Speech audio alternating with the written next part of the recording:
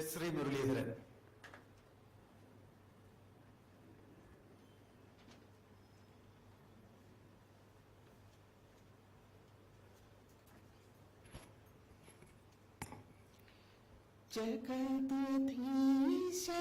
ജഗദീശരാത്രിയും ശശാങ്കതാരകങ്ങളും പകലുമർക്കബിംബവും നിരന്ന മേഘജാലവും മൃഗകദംബ പക്ഷിവൃക്ഷ പുഷ്പശലഭവൃക്ഷം മികവിന്റെ വൈഭവങ്ങൾ വാഴ്ത്തിടുന്നു ദൈവമേ. ഗഗനമുണ്ടൊരത്ഭുതം, സമുദ്രമുണ്ടൊരത്ഭുതം, അഖില ജീവജാല ജീവനെന്നതുണ്ടൊരത്ഭുതം. സകലതും രചിച്ചതോർക്കിൽ അഖിലനാഥനായി സകല ശക്ത നിണ്ടതും നമിച്ചിടും ഞാൻ.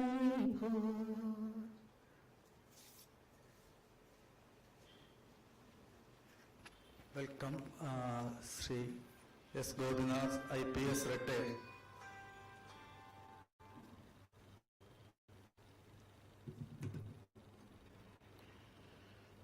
Most respected dignitaries on the dais, equally or more distinguished members in the audience, my very dear students, brothers and sisters. I'm extremely happy to be here to welcome you all to the second edition of our seminar on subjects of national and international importance. As you all know, Neti-LIVE is a platform for open discussion on issues which every individual should know in detail. We have felt the deficiency of a correct narrative in the subjects concerned, and a lot of wrong narratives are being spread across the population, and which affects the very polity of every nation. So we have thought that we should have a forum to discuss things openly, and a political organization. You can have difference of opinion also, and we can have an open thinking. And as you all know, today we are discussing on the Israel and Hamas issue, which started on October 7th. Till this time, this is the headlines of all the news bulletins as well as the newscasts all over the world. Earlier we used to think that certain issues are localized or within the limits of a country, and it doesn't matter us. If something happens somewhere in the world, it's not a matter of concern for us. But now things have changed, and the world has in fact either shrunken or we have spread all across the world that everything happens at any corner, let it be in Arctic or Antarctic. It affects each and every one of us. And in case of warlike situations in Israel, and what we should understand is that it is not exactly something confined to the military operations or the defense strategies.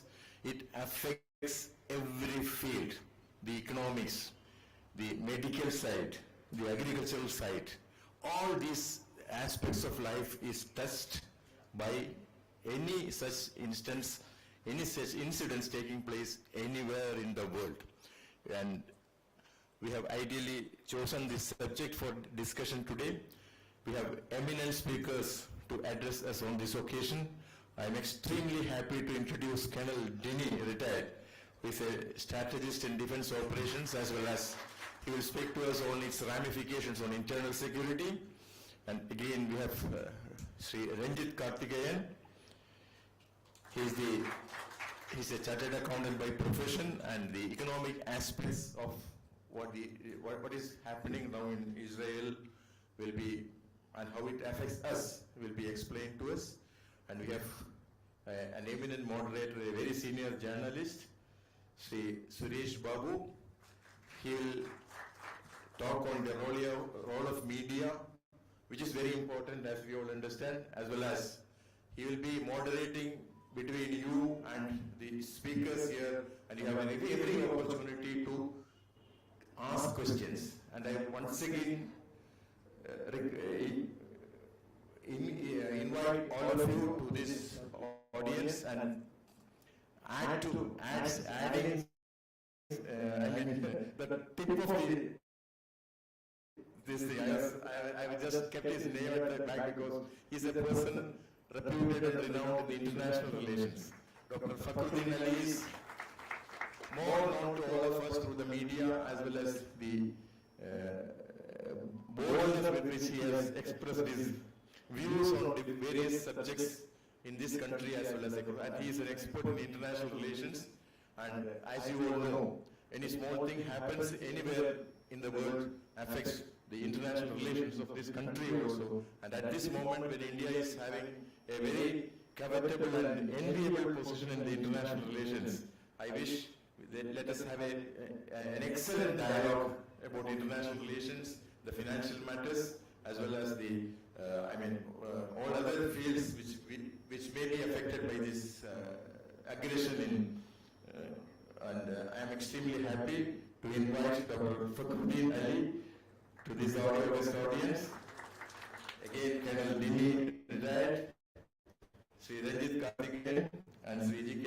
Suresh Babu, and above all of you, and it is you to decide how lively this discussion should be. So come out with questions and seek clarifications and make this venture a grand success. Wishing you all the best. Once again, a hearty welcome to all of you. Thank you. Rakesh, Bilal and Dr. Jaya. Please. Colonel Sri Rakesh will be giving our momentum to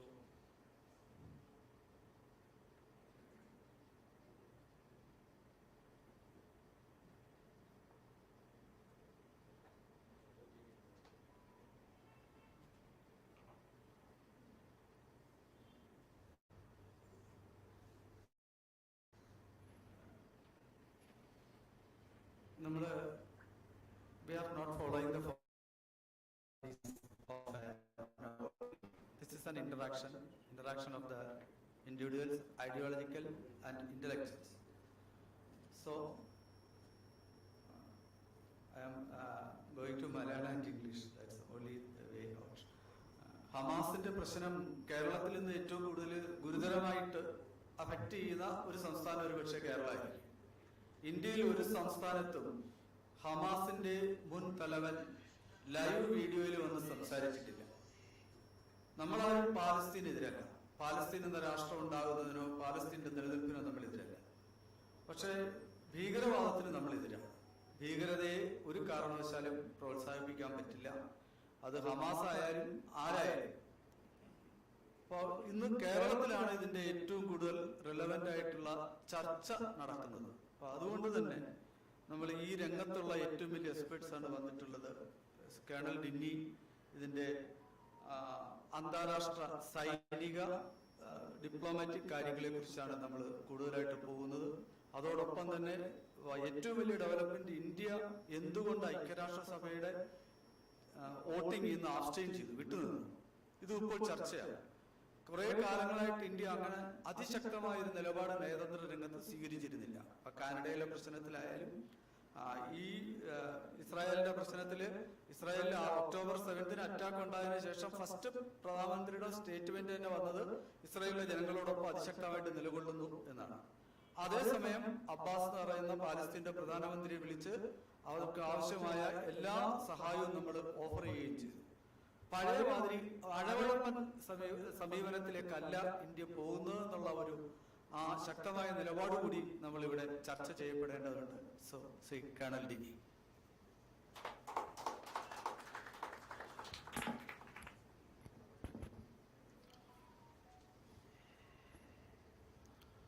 Thank you, Namaste. Respected Shri Gopinath, Shri Ranjit Karthikeyan, Dr. Fakhruddin, Shri GK Suresh, respected dignitaries in front of me, and I can see a lot of youngsters. Good to see you, and all my elders, gurus, everybody. Namaste once again. First of all, I would like to place my sincere thanks to the organizers of Neti-LIVE for giving me this opportunity for an interaction with such wonderful panelists and also such a good learned crowd in front of me. I know that each one of you bring extreme knowledge which you all already had in your respective fields, and also some very vibrant young minds in front of me. Yes, today the issue in front of us, which is very live, which is very controversial, which is very sensitive, which is very passionate, is the Hamas-Israel war. And surprisingly, in Kerala it's not again, because directly we are not affected in any way, but unfortunately the way Kerala is, we are here debating all this with the utmost passion, and the kind of the emotions are very high on this. And that is where I really find Neti as one of the ideologies are wrong term, but one of the factors of our culture which I'm extremely fascinated by. I hope many of you know what is Neti. Neti means neither this nor that, or even this is correct or that also is correct. So that is the kind of history or the culture which we have. Neti. You're also right, I'm also right. Or maybe you're also wrong, I'm also wrong. So we have the freedom to express ourselves. We can agree to disagree. So that is the kind of thing which Neti has. Now coming to the question of the topic which was given to me was military strategy, tactics and other impact on the national security in context of the conflict which is happening. Of course, Sri GK has mentioned about the international thing. I think Dr. Fakhruddin will be covering on the international thing, but I will also touch upon briefly. Now the first and foremost question which many of us, ever since this conflict has started, would have been that, can this happen to India ever? Many of us in our mind, either Indian sambhavikkamo ennulla chodyam nammade manasil varum. So I ask the audience, how many of you believe that such an attack, scale can be, it can differ, maybe it's more, maybe less, but how many of you believe that such an attack, and I call it a terror attack, can happen against India? Can I have a show of hands, please? Okay. So I think about 80% of the people believe that this type of attack can happen in India. So majority believes. Now, why? And my own sense is that it is definitely going to happen. Not because I am a military man alone, I'm not a warmonger, but definitely I know that what I have seen, what I have experienced, at this point about 10 minutes to 5, as we are speaking, somebody would have just finished the planning how to carry out the strike and would be going home from his office. How to carry out a strike on India, where all can it be targeted? The entire day he would have been planning, and just about 10 minutes now, 5 o'clock, you can give half an hour of international timings left, right? So he would finish his planning for the day and he will be going home. After giving maybe a feedback to his bosses, his boss may like it or not like it, but this is actually happening. This is what organizations like ISI are paid for, to do the planning. Okay, number one.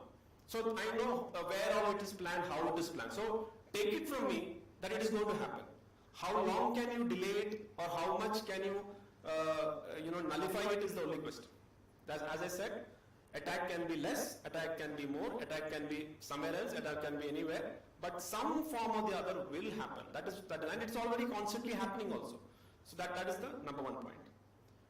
Now the next question is, how will it happen? That is the next question. That is a very difficult question. That is what we are trying to, my job or my attempt is to make it simplified. What is that? Okay. Yeah, have to be careful, you know. So, yeah, absolutely, paragliders. So, you know, mind is always playing games. So the now question is, how will it happen? So I'm not talking about the when. When can happen anytime. Definitely it will happen. So how is the question? Now in this question of how, our country is a big country, you know, coming from Kashmir, along the borders, western borders, interiors of, you know, Bharat, and then coming down to south, coastal area, and then down to Kerala. Of course, we have the beautiful northeast area also. Now, Israel being a very small area, you would have seen the impact. But in India, that doesn't happen. So in India, is such a great country that probably war will be happening on the western front, and on the eastern and southern front, people will not even realize that there's a war going. And that's one of the precise reasons why Kerala does not have that kind of passion for Fauji's, you know, because they have never seen war. If you go to Punjab, if you go to Rajasthan, they are passionate about Fauji because, you know, they know what is war. Israelis know what is war. So that is why war and its destruction, the damage, the losses, so people who know it, they will always remember. So that is why the people who had come from after partition, they still had that, you know, that jazba, what you call in Hindi, with them, because they saw the pain. So I am now coming to tell you that how will it happen is very difficult to predict exactly how is it done. But I can give you some war gaming or, you know, some scenarios for you to ponder. So let's start from Kashmir, and then I'll progressively come down in the given time allotted to me. I've been given 15 minutes. 15 minutes is very less a time for, you know, to even touch upon it, but I'll make a sincere attempt to at least give something to you so that you can think about it. You can agree, you can disagree, you can have different ideas. So Kashmir is always been, since 1947 we know that it has been a point of contention between India and Pakistan, and there have also been parallels drawn between Kashmir and Palestinian issue. You know, we know that including the latest, you know, last that stone throwing incident, these are all picked up from Palestinians. The big, image of a boy throwing a stone on an Israeli tank. Similar thing you will see on the streets of Srinagar for that kind of an image. So there's a lot of comparison between drawn. But the fact of the matter is that it is not exactly the same. So both are fighting for a different cause, we all know. Our fight is to, you know, liberate the Pakistan-occupied Kashmir, and of course, Pakistanis are trying their best to put more and more terrorists and create problems inside Kashmir, our part of Kashmir. So now in Kashmir, they can try this kind of attack.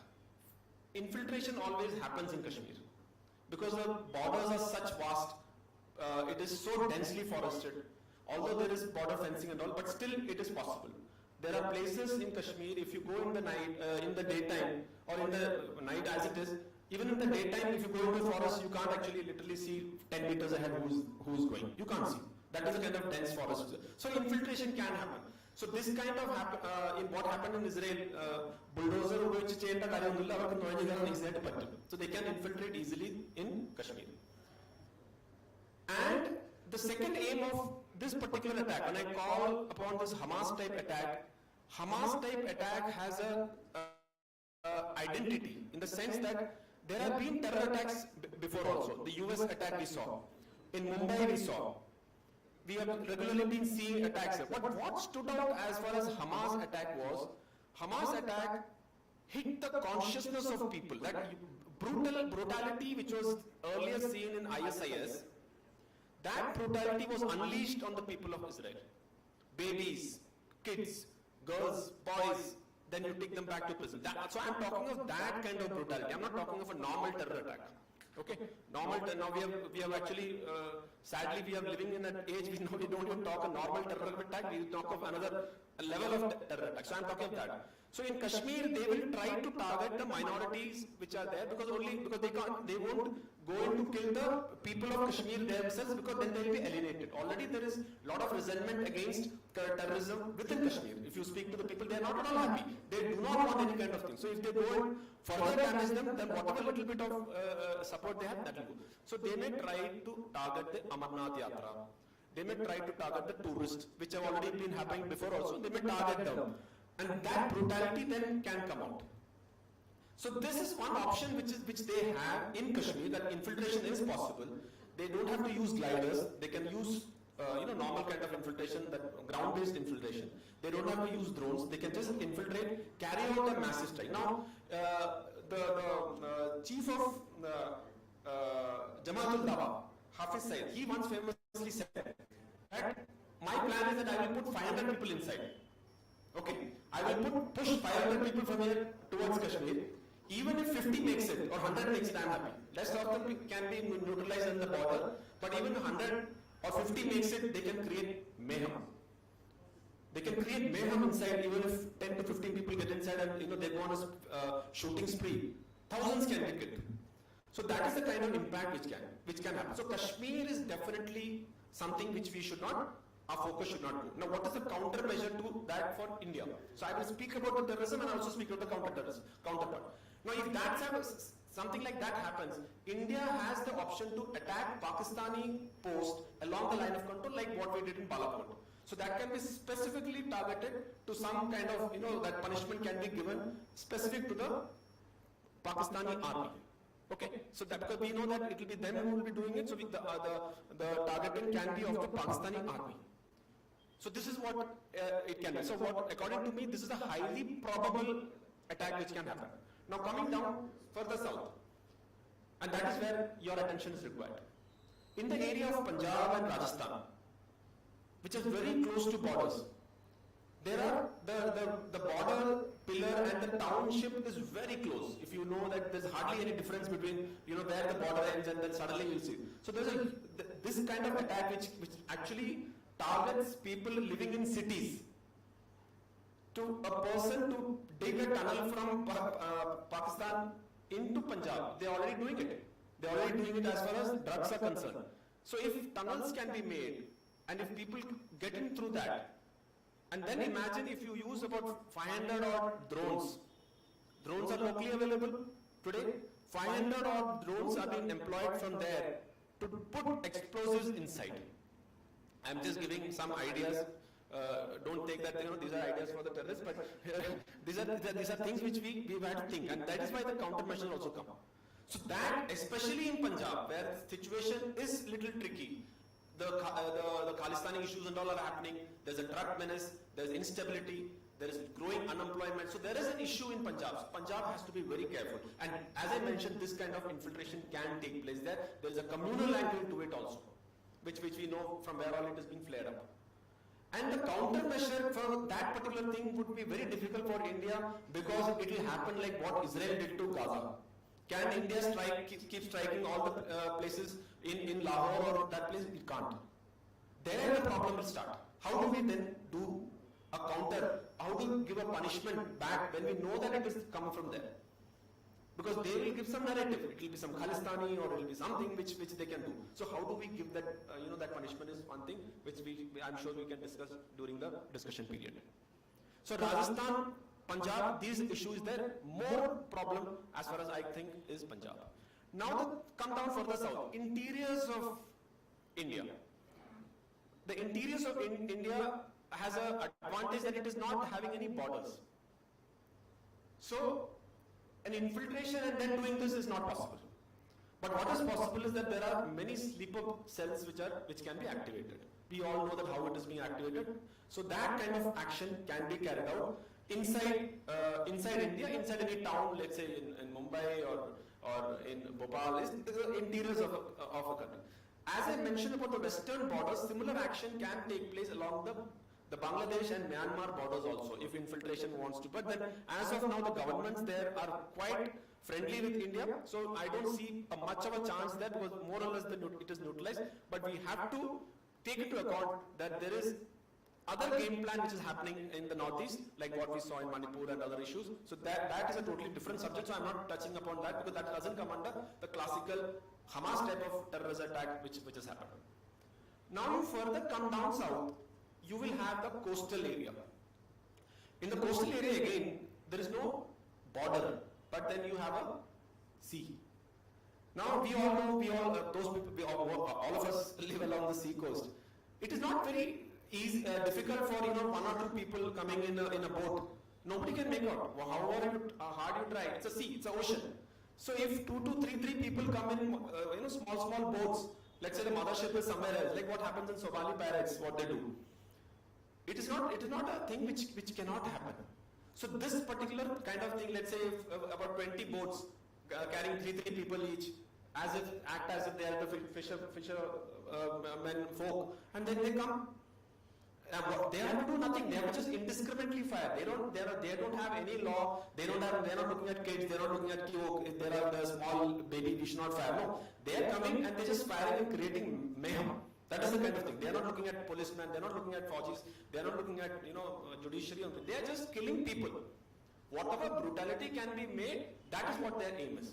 So that is also a possibility. And then now I come down to Kerala because my time is limited. That's it. Now, as far as Kerala is concerned, I, for one, strongly believe that Kerala has a problem. And the earlier we admit it, I think it is better for all of us. Why does Kerala have a problem? Is because of various factors. It is not only because of any other. Why Kerala was literate also has a history. Why Kerala thinks differently is also. So everything has a reason. So Kerala has an issue, and you can call it exposure to the outer world or whatever. But Kerala has an issue in the sense that there is a lot of radicalization which is taking place in Kerala, and that's a fact. And what will happen here in Kerala is that there is a ground being built. There is a ground being built to trigger a terrorist action which can lead into a communal flare-up. So actually, the trigger is just the terrorist attack would just be an initiator. The real intention would be a communal flare-up. That is what it can happen anyway. I don't know. It could be somebody willingly doing something against any minority or majority place of worship or something. It can happen anyway, because there is an issue here in Kerala. My understanding is that it cannot happen that it will happen like what the other places. It will ultimately result in communal.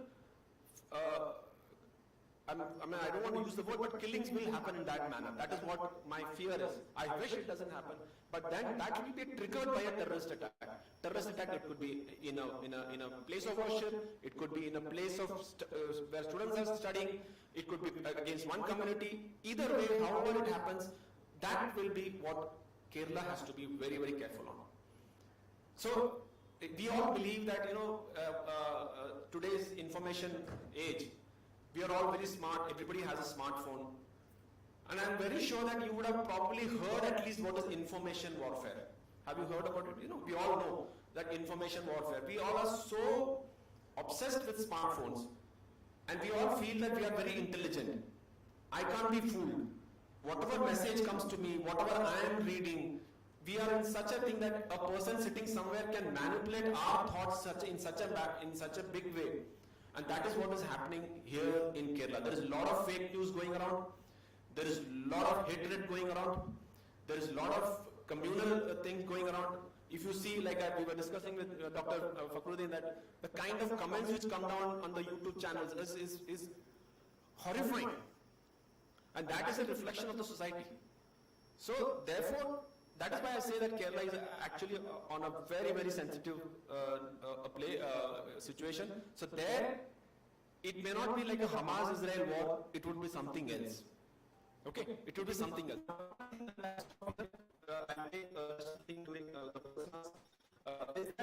See, the terrorists are always thinking differently. Okay? They will not think like what we are thinking. And especially a country like Pakistan. Pakistan has a speciality. They are the best initiators of a conflict. Okay? And the worst people to finish conflict. So when they plan to initiate and plan to kill it, they will really start conflict. How to close that conflict? They will say, okay,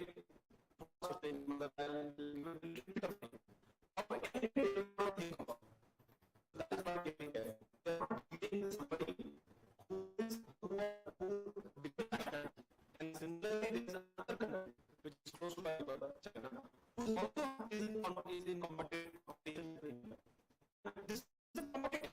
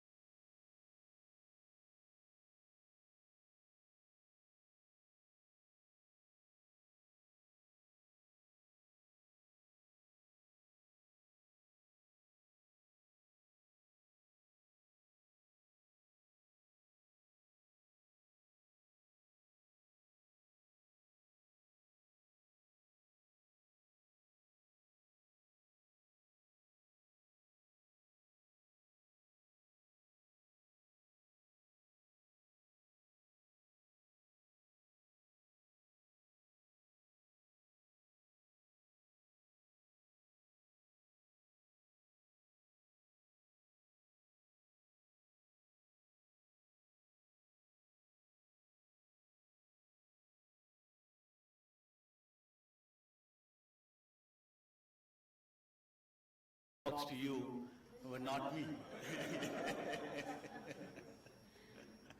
See, did we hear something about apparel company cancelling uniform stitching contract? Can you believe that? See, somewhere somebody is fighting and we have got an order where the uniform has to be stitched, and suddenly the owner says that we are not going to supply it. So imagine, do you think that this is an economic reason, a political reason, a support that has happened because he supports Palestine? No. The reason for issuing a statement that he is cancelling the order is definitely not any of those. It is definitely because he fears there can be an attack or a kind of animosity that can happen. So that's the kind of interconnectedness that we have today. The economy has been so tightly enmeshed. Then another area where Kerala can definitely be worried is about the remittance, where a lot of our brethren work in the Middle East can find it extremely difficult to find jobs. See, no war gives any clear winner anymore. There's no winner. The economy will definitely be in shatters. And now let us look at our economic relationships with Israel. Because after the 2014, when the Narendra Modi government came in, he was very vehemently going ahead and signing contracts which we never did before that. And we have a trade surplus with Israel, where your merchant export and your merchant import, merchandise import, actually India has a gain. So if there is a debacle economically for the Israelis, then you are looking at a serious loss of business also. And we have signed agreements after agreement in 2017 when the Prime Minister visited, and then the Israeli Prime Minister came here. We have signed agreements, we have investments coming in, we have technology partnerships happening. So these are all areas where there can be a serious challenge. So each one of us, like the security part, we also will be greatly impacted by the war if it continues. So we are not bothered, basically we are not bothered about whether this is right, this is wrong. As we rightly said, we have no reason to support anybody. We have not done that in UN either. So we took a very correct stand. So terror cannot be approved of. Hamas is not a state. Hamas is a terrorist group. Palestine we have supported, we have said that if there is any aid required, aid can be given. So basically when we try to fight, then we need to be very sure that only when the nation is there, we get support. Nobody from outside the state comes and supports us. So we need a mother country, a nation where we are deep rooted, where we can relate to, where we have our roots entrenched in, for us to be secure. That is why everybody fights for their space. So that is the importance of having a very safe country for your economic well-being. So let us just quickly look at which are the areas where I think can possibly, because I was warned by Fakhruddin that I should not be rattling out numbers and data, and I'm aligning to that, and I'm just mentioning a few areas. As I said, there's definitely energy, oil, because any rise in oil can bring down the economic growth of the country. We have oil dependency. So naturally, when the oil prices go up, especially with the election year coming, no government can actually go into a price increase, stating that there is an increase in the international oil prices. You cannot say that. The election is election. We should understand that. So what happens? Then we will have to go to a subsidy regime like earlier. So the subsidy regime will impact our developmental activities. So that also, with the prices going up, along with the decline in the developmental activities, can seriously impact our trillion-dollar dreams. So that is one thing. The next area is that inflation, fiscal management, as I said, subsidy regime where, you take out, you take the mop up the additional price rise by giving away your taxation, duties and all, naturally will lead to fiscal deficits in the budget. So overall, there will be a serious impact in the economy if this is going to continue. It's going to be very bad just because of the oil dependency. So what do we do? So we need to possibly find out, make sure that we have alternate sources, we have other energy sources where we can make sure that our dependency is brought down. Whether it is immediately possible, feasible, I don't know. I don't think it is. Similarly, there will be our technological advancement will have a great impact. Because if there is a global increase in prices, all the transportation costs, logistics, everything will go up. Your 5G expansion, your talk about 6G coming in, the technology disruption that is going to happen, and we are so much dependent on imports. We have taken very big strides with respect to Atmanirbhar. But still electronics, we are still dependent. We know that, where we had that COVID pandemic happening, the movement of the cargo was seriously impacted. Even today, if you want a particular make of a car, it is not available. Because the chip is not available, because the components that you need to manufacture the chips are not made in India, you are still dependent. So all this development, the 5G rollout or the 6G rollout, the technology that we are talking about, everything will get hit because of a increase in prices, increase in shipping, and the global impact of that. So that is another area. Then again, as I told you, the trade.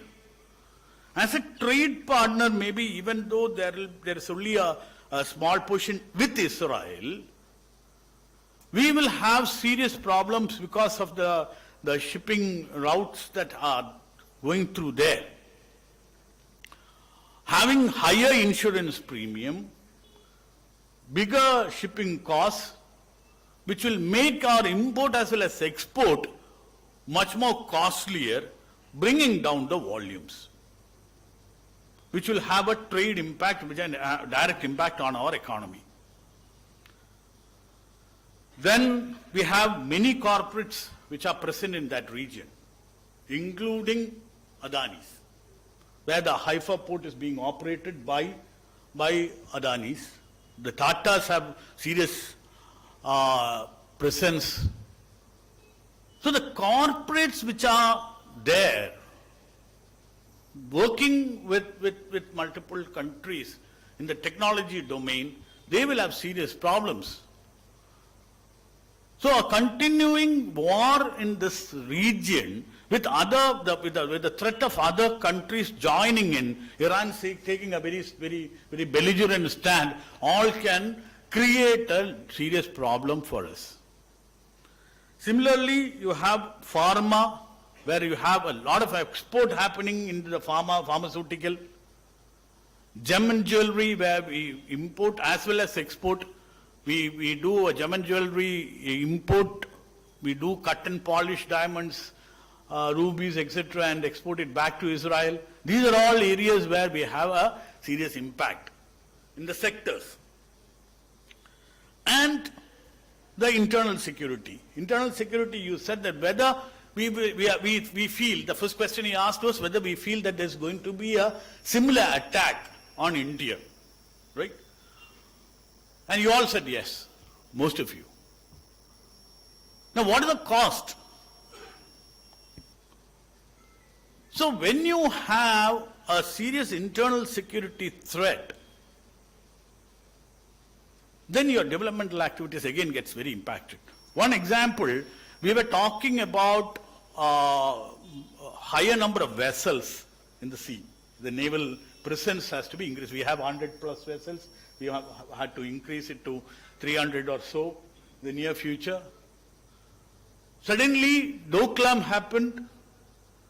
The Galwan things happened. You don't have any more shipping vessels in the sea.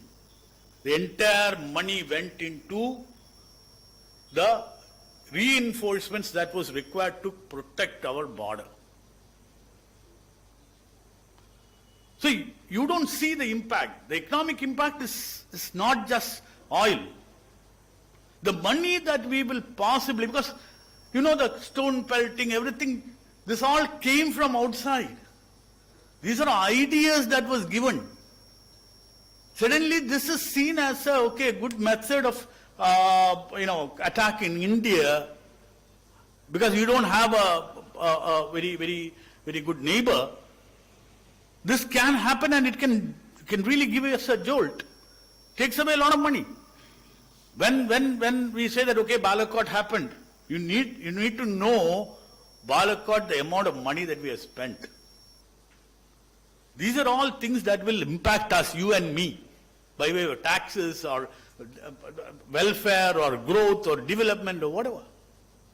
So internal security is one of the major impact areas when we have such kind of activities, which is closely near to our region.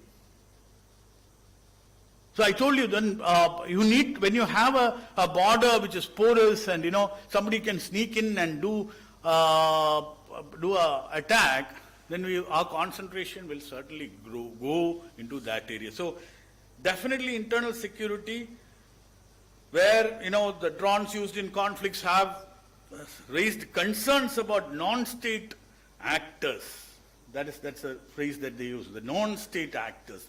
Earlier that it was the force, the Rangers, the border security force fighting with each other. Today it's no longer that. There is anarchy. There is no need for a state to control any such activity.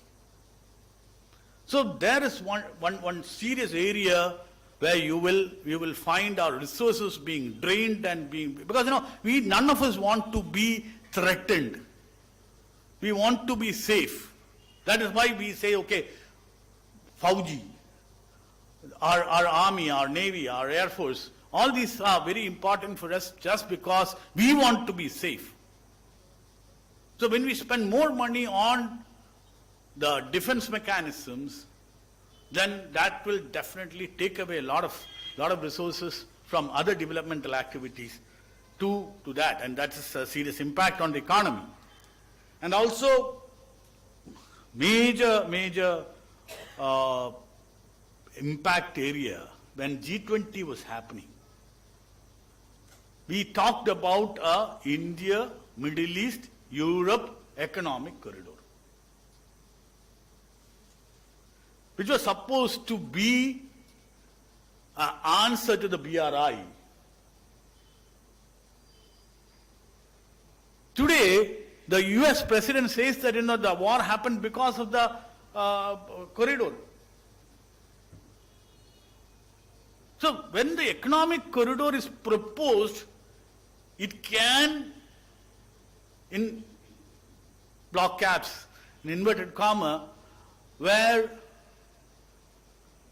start a war between two nations. That maybe the easiest to start. There's always a tension there, so it would have been very easy to start a war. So I will probably not 100% believe, but I tend to believe what Biden said is not something by anybody who stands there and talk. The American president says there has to be some material without which I believe that he will not be talking. So when you talk, when you initiate discussions for having an economic corridor, which will have a very good advantage for countries, basically India and other countries who are supposed to sign the treaty, and suddenly this kind of an unrest happens in the most critical region, the dreams of having this economic corridor, at least for the time being, has taken a backseat. So I would say this is the single most biggest impact that possibly might have happened, where we celebrated G20. We said that we had a great organized event where India was praised, where we showed our leadership skills. Suddenly you find that the trade activity, which was the reason or the net result of this particular G20 activity, was threatened by a war.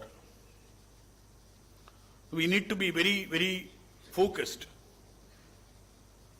And I would say, overall, we need to find, before I conclude, I'd say that what I think, all of us will have to be knowledgeable about this. It is not that we are safely insulated from all these activities. No. Especially in Kerala, where our demography is such that, when I talk about demography, it gives a very wrong statement. When I had a discussion, suddenly somebody said that this is a budget discussion, this is not a demography discussion. So I'm not talking about the religious demography, I'm talking about the age, the aging population that we have in Kerala. You say India is growing, India has a demographic dividend that is there to be taken. Kerala has lost it. We are at 36, 37. So unless, probably Neti sir here will be, with his experience in the planning, he'll be better equipped to talk and enlighten us on that, but we still have to be very careful. And with the dwindling amount of money that is coming in as a remittance, where you used to call it as money order economy, it's definitely going to be impacted with the Middle East crisis. People migrating out of the state, about a particular student recruitment agency boasted about 3,500 or 4,000 students being sent in 1 year, in one go. You have serious problems. So we in Kerala will have to be more careful about what we want to do. Also, in a bigger sphere, I think that we need to find new markets, new friends, new allies, and we have to definitely look at Africa, where you see this is the emerging market, where we were not able to, where China has made strides getting into Africa, we have not. But we have started doing it, the G20 inclusion of the African Union, everything is the right step.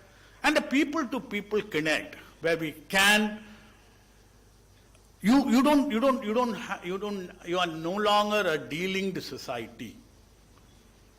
You are interconnected in much bigger ways, So today we need to have more trade connectivity with countries which till now we were not very friendly with in terms of trade. So if we want to grow to the next level, where we need to talk about the next generation, people having an economic freedom in this state, I'm not talking about India, this state, we need to find solutions. We need to forget about what is happening which doesn't matter and fight each other. We should work together so that our economy stays safe. We don't have productivity happening. We still clamoring about not being able to borrow. We are still splurging money for non-productive activities. We need to stop that and possibly let this war be an eye-opener for each one of us to work together and make our state a much economically stronger one for the years to come. Thank you. Thank you, Ranjit Karthikeyan. We are going to the most important aspect of this seminar, Dr. Fakhruddin Ali. There is a question whether Organization of Islamic Countries will be rallying behind the Hamas and Palestine, and whether we are moving to a new world order. What will be the role of India in this new world order? And what will be the global impact of international relations? This aspect will be described by Dr. Fakhruddin Ali.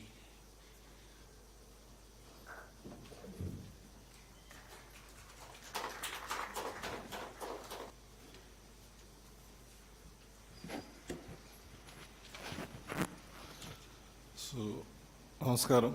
Okay. This is the first time I am having such an opportunity in Trivandrum to have a dialogue with people from various spectrum of the society. Like you, so many officials are here, ex-officials are here, students and students from different places, and journalists. So thank you, GK, for this wonderful opportunity that you have given. How many of you know Malayalam? Very good. Very good. Okay. But I in between I use both English and Malayalam. Is it okay with you?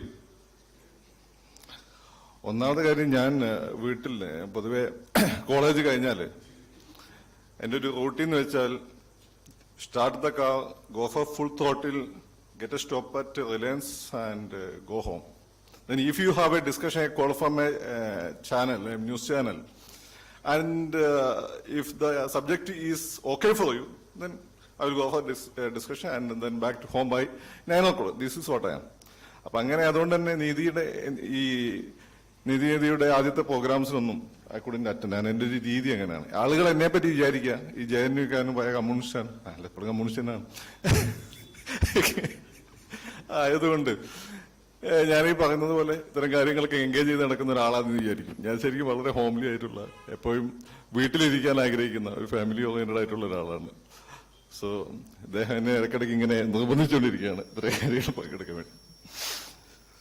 Okay. As far as international relations is concerned, I think now the world has changed into two. In the past, we have a division of the world into two, that's haves and have not, which is put forward by the communists and the socialists. But now it has changed, I think. Now we have a world order in which the sensible countries and sensible politicians are in the one side, and the insensible guys, insensible persons and insensible nations or insane nations in the other hand, which is going to happen in this way. This kind of a polarization is happening around the world right now, which is very evident in the current scenario, which is what is happening there in the Middle East.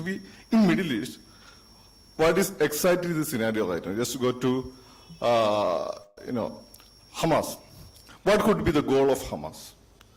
Or to where Hamas leads the region and the world. This is one of the fundamental questions.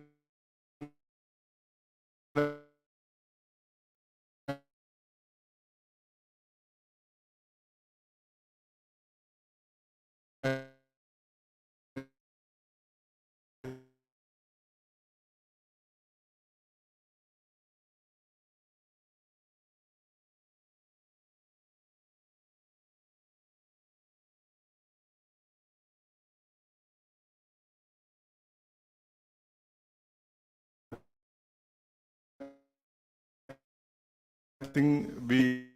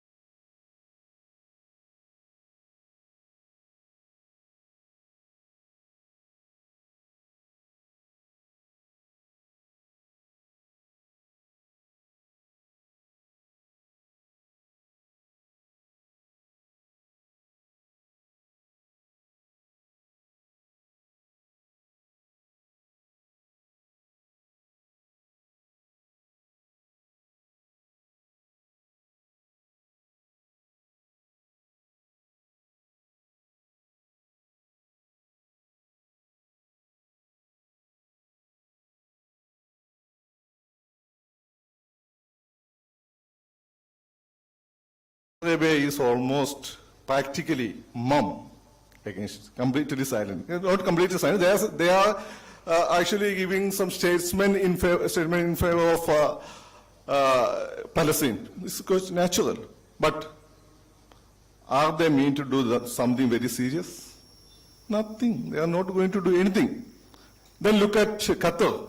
Qatar is trying to oscillate in between US and Palestine. That is what they are trying to do. They have very strong military base of America there, United States of America there, and also they are trying to help. They are trying to stand with the Muslim Ummah. So they are with the Palestine. I think that's their stand. But if you are Muslim with Muslim Ummah, you cannot stand completely with Hamas, because Hamas is not Palestine. Hamas is not Palestine. Hamas is an Islamic force or Islamist organization in Palestine.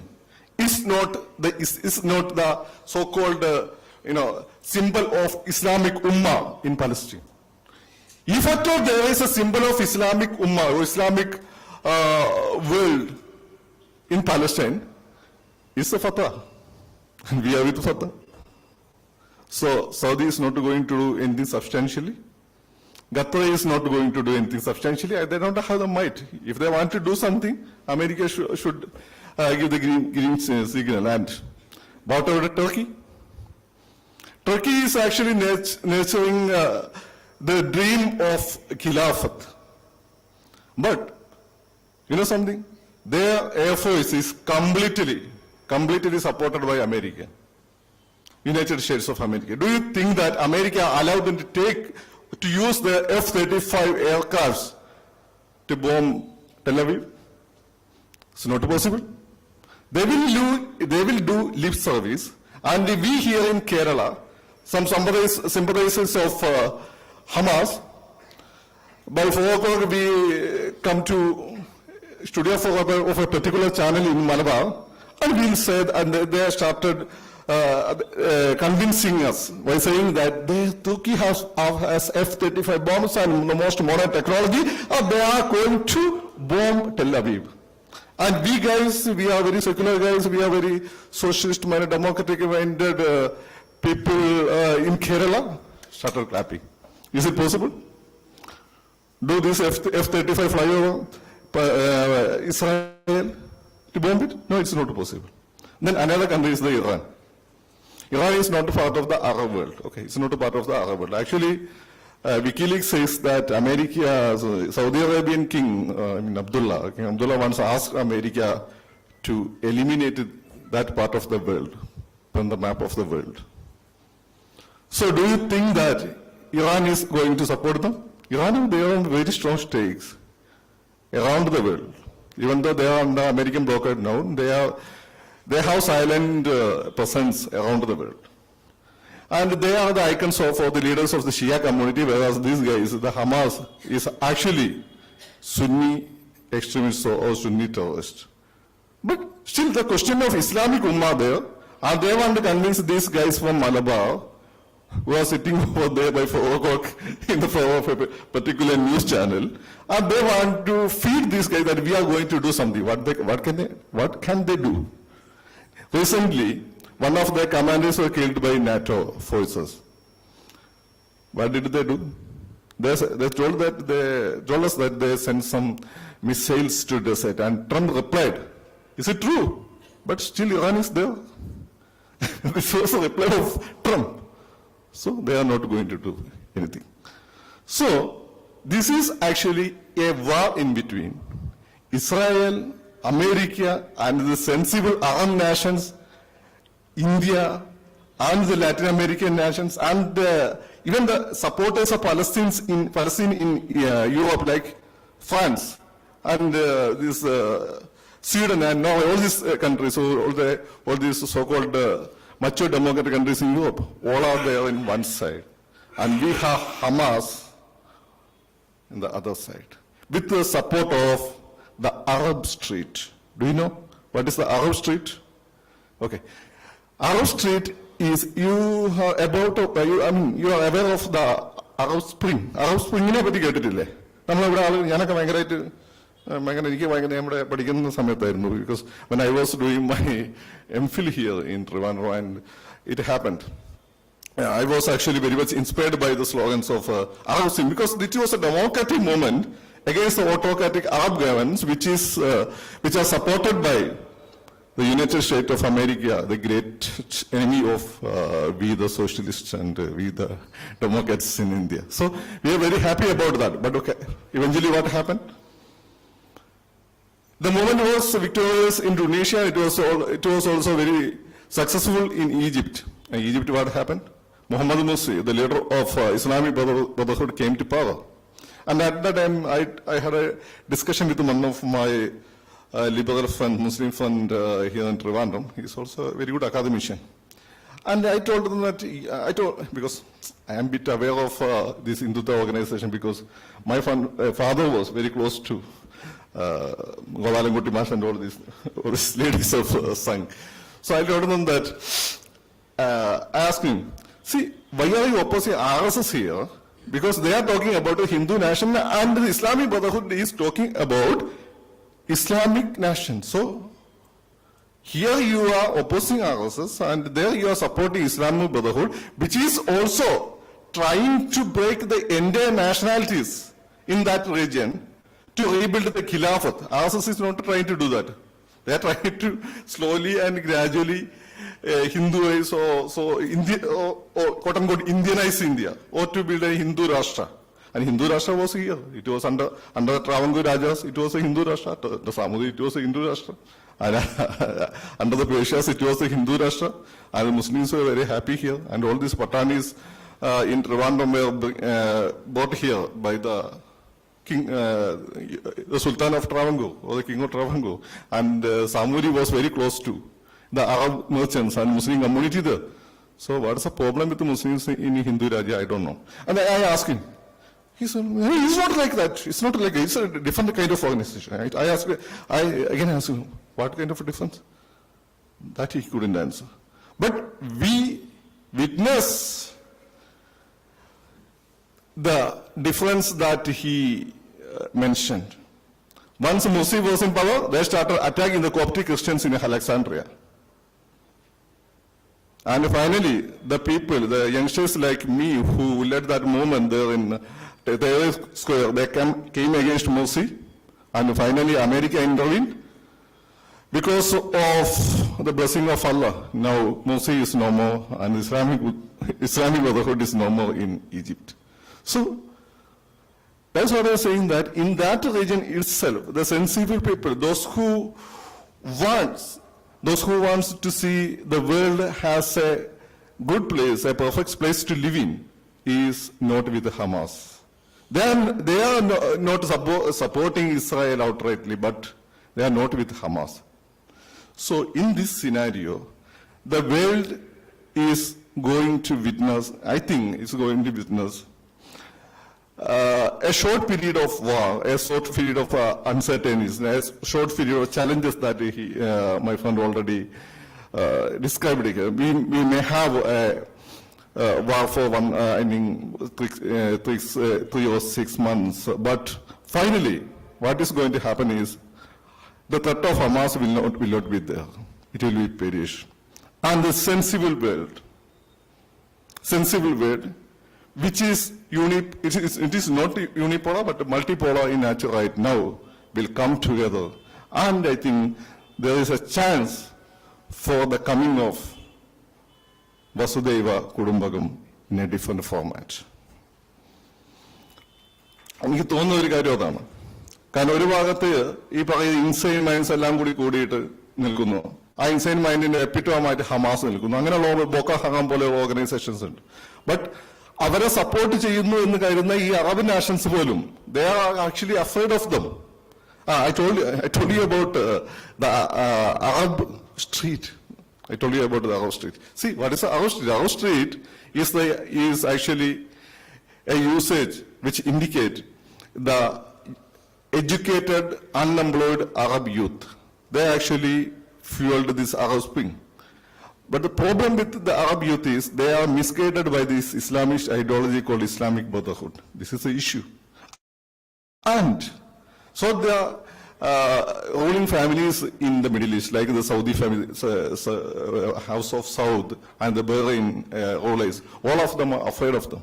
That's why they introduce reforms, political and social reforms in these countries, because these youngsters, they are looking for reforms. They are not looking for a revolution.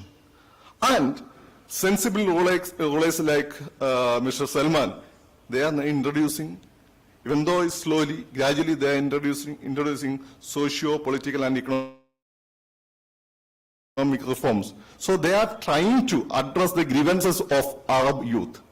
But still, people like Hamas can emotionally carry them away from the clutches of, or from the patriotic minded people and organizations from these countries. So I think in that particular case, the defeat that Hamas is going to receive is going to be a blessing for that region and for the entire universe. I mean, entire world, I think.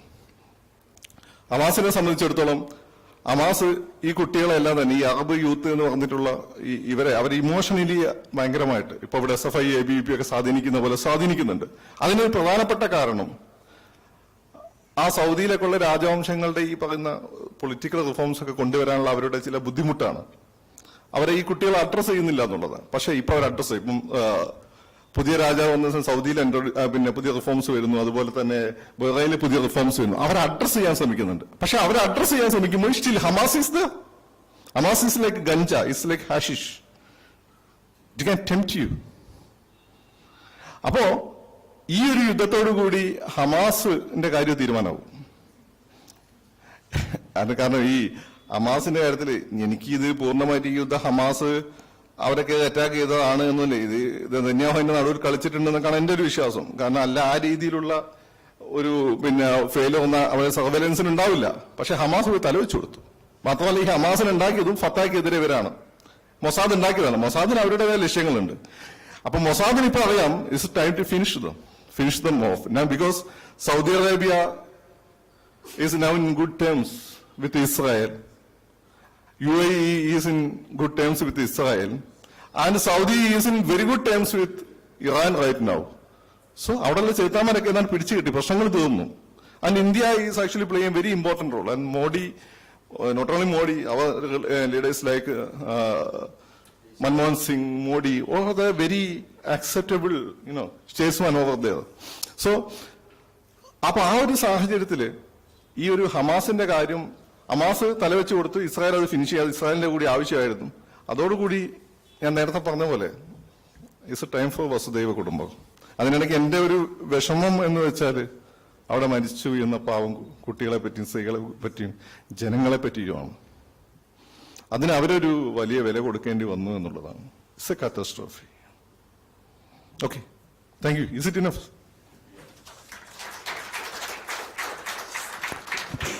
Thank you, Fakhruddin, for a very wonderful sharing of experiences. ചോദ്യോത്തരത്തിന്റെ സമയമാണ്. നമ്മൾ സൗകര്യങ്ങൾ പരിമിതമാണ്. ചോദ്യങ്ങൾ ഈ മൈക്കിൽ കൂടെ ചോദിക്കാം, ഇവിടേക്ക് തിരിച്ചു വെക്കാം. ഒരു 60 വാക്കുകളിൽ കൂടാതെ ചോദ്യം ചോദിക്കുക. 60 വാക്കുകൾ എന്ന് പറയുമ്പോൾ 1 സെക്കൻഡിൽ 2 വാക്ക്. ആൻസറിന് ഡിഗ്നിറ്ററീസ് ഈ മൈക്ക് ഉപയോഗിക്കും. ഒരു ക്ലാരിഫിക്കേഷൻ, ഡോക്ടർ ഫക്രുദ്ദീൻ സംസാരിക്കുമ്പോൾ RSSന്റെ ഹിന്ദുരാഷ്ട്രത്തെക്കുറിച്ച് പറഞ്ഞു. RSSന്റെ ഹിന്ദുരാഷ്ട്രം കമ്മ്യൂണിറ്റി ബേസ്ഡ് അല്ല, ഇറ്റ് ഈസ് നാഷണൽ ബേസ്ഡ്. ഹിമാലയൻ സമാരഭ്യ യാവത് ഹിന്ദു സരോവരം തം ദൈവനിർമ്മിതം ദേശം ഹിന്ദുസ്ഥാനം പ്രതിഷ്ഠിതേ. ഞാൻ ബാലസാഹേബ് ദേവറസിനോട് നേരിട്ട് മാതൃഭൂമിയുടെ റിപ്പോർട്ടർ നിലയിൽ ഇന്റർവ്യൂവിൽ ചോദിച്ചതാണ്. ഹിന്ദുരാഷ്ട്രം എന്ന് പറയുമ്പോൾ എടുത്ത മുസ്ലിങ്ങളും ക്രിസ്ത്യാനികളും നോ, ഇവിടെ ഹിന്ദുക്കൾക്ക് 33 കോടി ദൈവങ്ങളുണ്ട്. അതോടൊപ്പം മുസ്ലിമിന്റെയും ക്രിസ്ത്യാനിയുടെയും പാഴ്സിയുടെയും എല്ലാവരുടെയും ദൈവങ്ങളൊപ്പം ഉണ്ടാവും. ഭാരതത്തിൽ ജീവിക്കുന്ന മുഴുവൻ പേരും ഹിന്ദുക്കളാണ്. അതാണ് കൺസെപ്റ്റ്. അതുതന്നെയാണ് വീര സാവർക്കറുടെ ഹിന്ദുത്വ എന്ന് പറയുന്ന പുസ്തകത്തിൽ 1923 എഴുതിയിട്ടുള്ളത്. ഹിന്ദുസ് എന്ന് പറയുന്നാൽ ഭാരതത്തിൽ ജീവിക്കുന്ന മുഴുവൻ പേരുമാണ്. It is never communal. Okay, എല്ലാവർക്കും വരാം. പെട്ടെന്ന് ചോദ്യം ചോദിക്കുക. വല്ല warm discussion. Students are specially invited.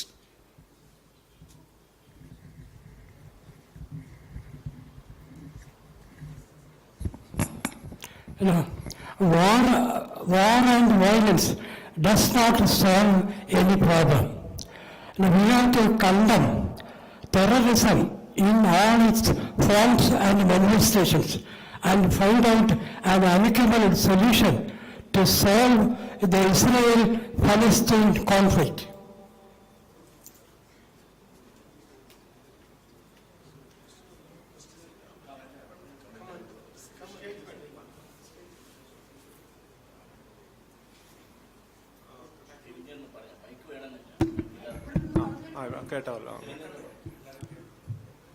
I also completely agree with the statement, sir, what you have made, that war and violence is not the solution. I completely agree with you. And as a person who has seen violence enough, I again underline the fact. But let me also tell you, sir, that this will continue till the time this earth is there. It has always been there. It will continue. We should accept that. How to minimize. But if anybody feels in this room that war is going to go away, it is not. The war starts at a home, where the difference of opinion is there. From there it goes into communities, nations, and so it's always going to be there. One form or the other. If you just see history, one form or the other, it will be there. However, what as rational people we can do is we get involved in the conflict, try to negate, I like what Dr. Fakhruddin mentioned, ultimately the common people suffer. I think Dr. Shashi Tharoor made a beautiful quote from a Palestinian author during that rally. He mentioned that after the war, the leaders will shake their hands.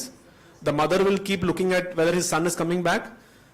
The children will look, his father has not come back. The parents will, there will be losses. There will be loss of land, and ultimately things will keep moving it. So that is the fact. Please. And there only, sir.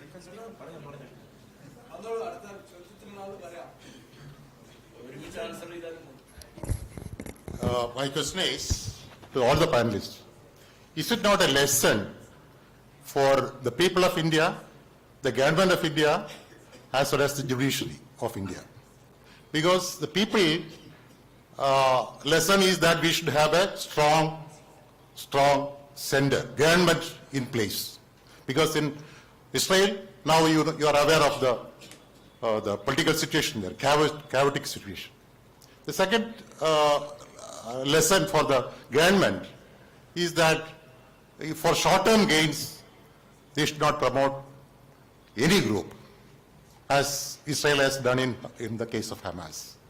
And one more thing is, any sophisticated technology can go wrong anytime. So we should not be complacent anytime. That is the lesson for the government. The lesson for the judiciary is that they are both the places, in Israel as well as in India, the judicial activism is happening. The national interest is compromised very much. So it is for the judiciary to learn lessons for that. That's what I think.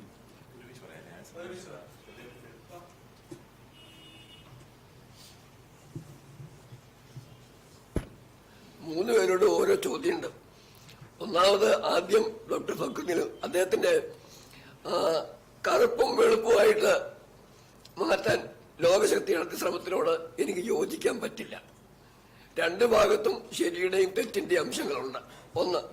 രണ്ട്, സാമ്പത്തിക രംഗത്തെയും പ്രതിരോധ രംഗത്തെയും നമ്മൾ വരാൻ പോകുന്ന പ്രശ്നങ്ങളെ കുറിച്ച് പറഞ്ഞപ്പം നമ്മുടെ അടിസ്ഥാന ശത്രു, പ്രധാന ശത്രുവിന്റെ സോഴ്സ് ഓഫ് സപ്പോർട്ട്, ആ സോഴ്സ് ഓഫ് സപ്പോർട്ടിലും കാര്യമായ ഡിപ്ലീഷൻ കുറവ് വരുന്നു എന്നുള്ളത് കൊണ്ട്, അതായത് പാകിസ്ഥാന് സപ്പോർട്ട് കിട്ടുന്ന ശക്തികൾ സാമ്പത്തിക രംഗത്തും പ്രതിരോധ രംഗത്തും അവരുടെ ശക്തിയും അവരുടെ റിസോഴ്സിലും കുറവ് വരുന്നത് കൊണ്ട് അത് ഭാരതത്തിന് താൽക്കാലികമായിട്ടെങ്കിലും അനുകൂലമായ ഒരു സാഹചര്യം ഉണ്ടാക്കുകയില്ല എന്നൊന്ന്. രണ്ട്, പ്രതിരോധ രംഗത്ത് പ്രതിരോധവുമായി ബന്ധപ്പെട്ട വ്യവസായങ്ങളിൽ കാര്യമായ വളർച്ചയ്ക്ക് പദ്ധതിയിടുന്ന ഒരു രാജ്യത്ത് പുതിയ സാധ്യതകൾ ഉണ്ടാവുകയില്ലേ? ഈ കാര്യങ്ങൾ ചോദിക്കാനുള്ളത്.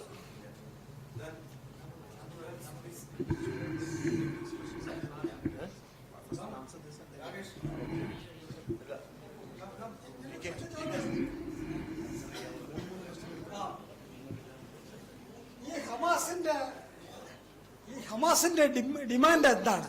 അവരെന്താണ് ഉദ്ദേശിക്കുന്നത്? പറഞ്ഞു.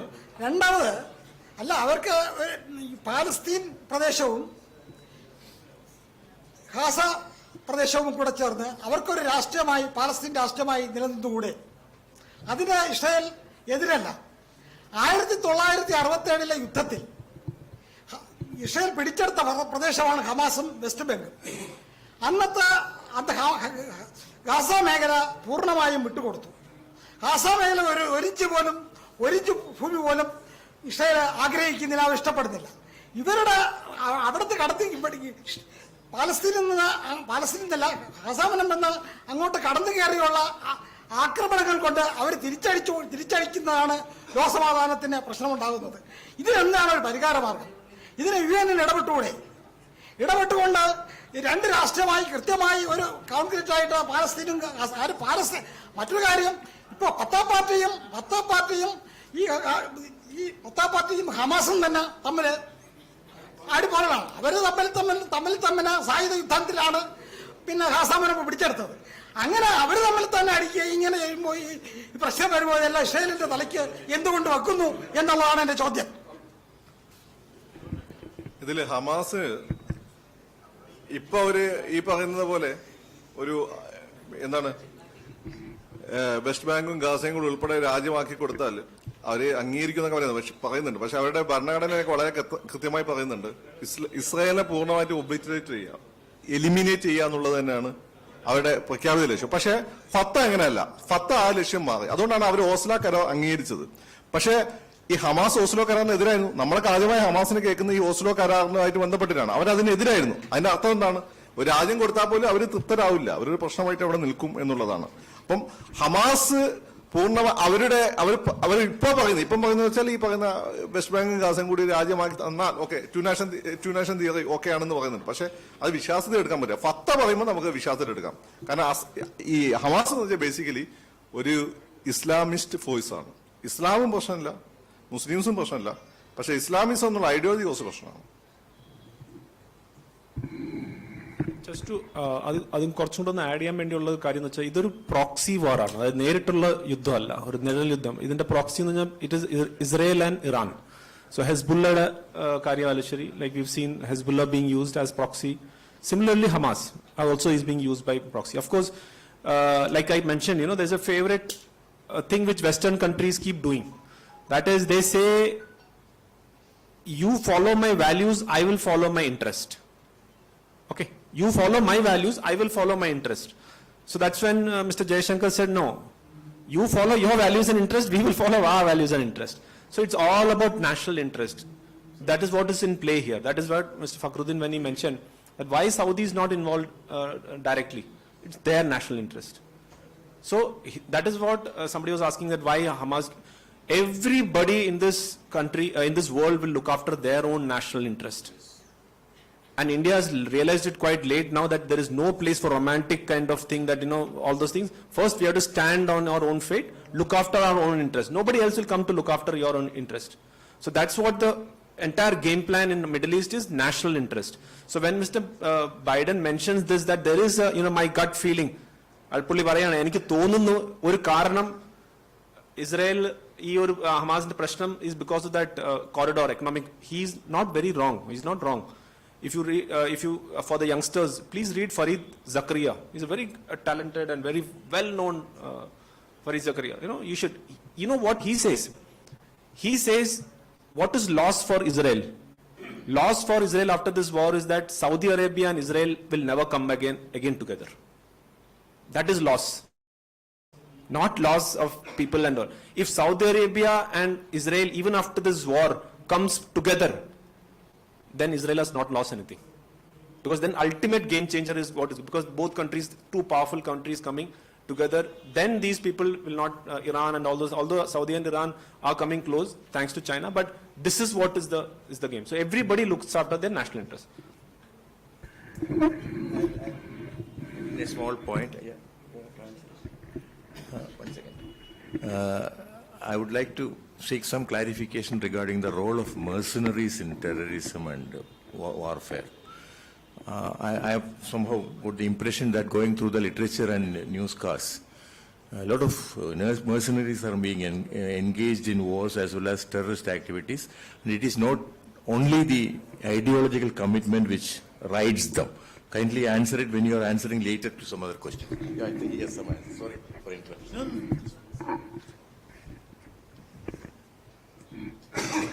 ഇവിടെ ഒരു ചോദ്യം ചോദിച്ചത്, ഭാരതത്തിന് ആക്ച്വലി ഒരു ഓപ്പർച്യൂണിറ്റി അല്ലേ, ഒരു നിശ്ചയമായിട്ടും ഈ നേരത്തെ നമ്മൾ പറഞ്ഞ കാര്യങ്ങളെല്ലാം നമ്മുടെ ചാലഞ്ചസ് ആണ്. ഈ ചാലഞ്ചസിനും അപ്പുറം നിശ്ചയമായിട്ടും ഈ ഡിഫൻസ് സെക്ടറിലാണെങ്കിലും ട്രേഡിലാണെങ്കിലും നമുക്ക് ഇതൊരു ഓപ്പർച്യൂണിറ്റി ആയിട്ട് മാറ്റാൻ നോക്കും. അതാണ് ഞാൻ നേരത്തെ പറഞ്ഞത്, നമ്മൾ പുതിയ അലൈസിനെയും ഫ്രണ്ട്സിനെയും ഒക്കെ നമ്മൾ കണ്ടുപിടിക്കണം എന്ന് പറഞ്ഞത്. എസ്പെഷ്യലി ആഫ്രിക്ക, നമുക്കൊരു ഒരു ഒരു ട്രസ്റ്റ് ഡെഫിസിറ്റ് ഉണ്ട് ഈ പല കൺട്രീസിലും. ഈ ട്രസ്റ്റ് ഡെഫിസിറ്റ് എന്തുകൊണ്ട് വന്നു? നമ്മൾ പ്രോഗ്രസീവായിട്ട് അല്ലെങ്കിൽ നമ്മൾ അങ്ങോട്ട് ചെയ്യുന്ന ആരെയും ട്രസ്റ്റ് ചെയ്യാനായിട്ട് മാർക്കറ്റ് ചെയ്യാറില്ല. നമ്മൾ ഭാരതം എപ്പോഴും വളരെ ഒരു ഇതായിട്ട് ഒരു സ്പിരിച്വലായിട്ട് നിൽക്കുന്ന ഒരു കൺട്രിയായിരുന്നു. അതേസമയം ചൈന അങ്ങനെയല്ല. ചൈന മാർക്കറ്റ് ചെയ്യും, അവർ ചെന്നിട്ട് ഓരോ കാര്യങ്ങളും ചെയ്യും. അപ്പോൾ നമ്മൾ ഡെഫിനറ്റായിട്ട് ഇതൊരു ഓപ്പർച്യൂണിറ്റി ആയിട്ട് എടുത്ത് ഡെഫിനറ്റ്ലി ഈ ആഫ്രിക്കയിൽ നമ്മളൊരു ഇത് ചെയ്തിട്ടുണ്ട്. അതായത് ഈ അവരെ G20 ആഫ്രിക്കൻ യൂണിയനെ തന്നെ ഇങ്ങോട്ട് കൊണ്ടുവരാൻ വളരെ ബ്രില്യൻ്റ് ആയിട്ടുള്ളൊരു ഇതാണ്. ഇതൊക്കെ തന്നെയാണ് നേരത്തെ പറഞ്ഞ പോലെ ബൈഡന്റെ ഒരു സ്റ്റേറ്റ്മെന്റ് എന്ന് പറയുന്നത് വെറുതെ പറഞ്ഞൊരു സ്റ്റേറ്റ്മെന്റ് അല്ല. ഗ്രോയിങ് പവർ, ഇൻഫ്ലുവൻസ്, നമ്മുടെ ഒരു ഇൻഫ്ലുവൻസും പവറും പലരെയും അസ്വസ്ഥമാക്കുന്നു എന്നുള്ളത് തന്നെയാണ്. അത് നമ്മൾ വളരെ ശക്തമായിട്ട് അതൊരു ഓപ്പർച്യൂണിറ്റി ആയിട്ട് നമുക്ക് ഒരു സുസ്ഥിരമായ ഒരു കാഴ്ചപ്പാട്, ഒരു സസ്റ്റൈനബിൾ ആയിട്ട് നമുക്ക് ഈ പൊളിറ്റിക്കൽ ഒരു ലീഡർഷിപ്പും, ഈ political leadership can only give you A direction. Actual action എന്ന് പറയുന്നത് അതിൻ്റെ സിറ്റിസൺസ് തന്നെയാണ്. അപ്പം അതിന് ഈ പറയുന്ന എല്ലാ കുത്തകകളും മുതൽ അദാനീസ് മുതൽ അംബാനീസ് മുതൽ നിങ്ങളും ഞാനും ഉൾപ്പെടുന്ന ചെറിയ ആളുകൾ വരെ ഇതിന് കോൺട്രിബ്യൂട്ട് ചെയ്താൽ മാത്രമേ ആസ് എ നേഷൻ നമ്മൾ മുന്നോട്ട് പോകും. അപ്പം 100% V definitely stand in the cusp of the development. ആ ഒരു എന്താ പറയുന്നത്, കയ്യാലപ്പുറത്ത് തേങ്ങ എന്നൊക്കെ പറയുന്ന പോലെ നമുക്ക് വാസ്തവം പറഞ്ഞാൽ വളരെ ശക്തമായ രീതിയിൽ ഗ്രോ ചെയ്യാനുള്ളൊരു ഓപ്പർച്യൂണിറ്റിയും കൂടെ തന്നെയാണ് ഈ വാറെന്ന് ഞാൻ വിശ്വസിക്കുന്നു. Thank you.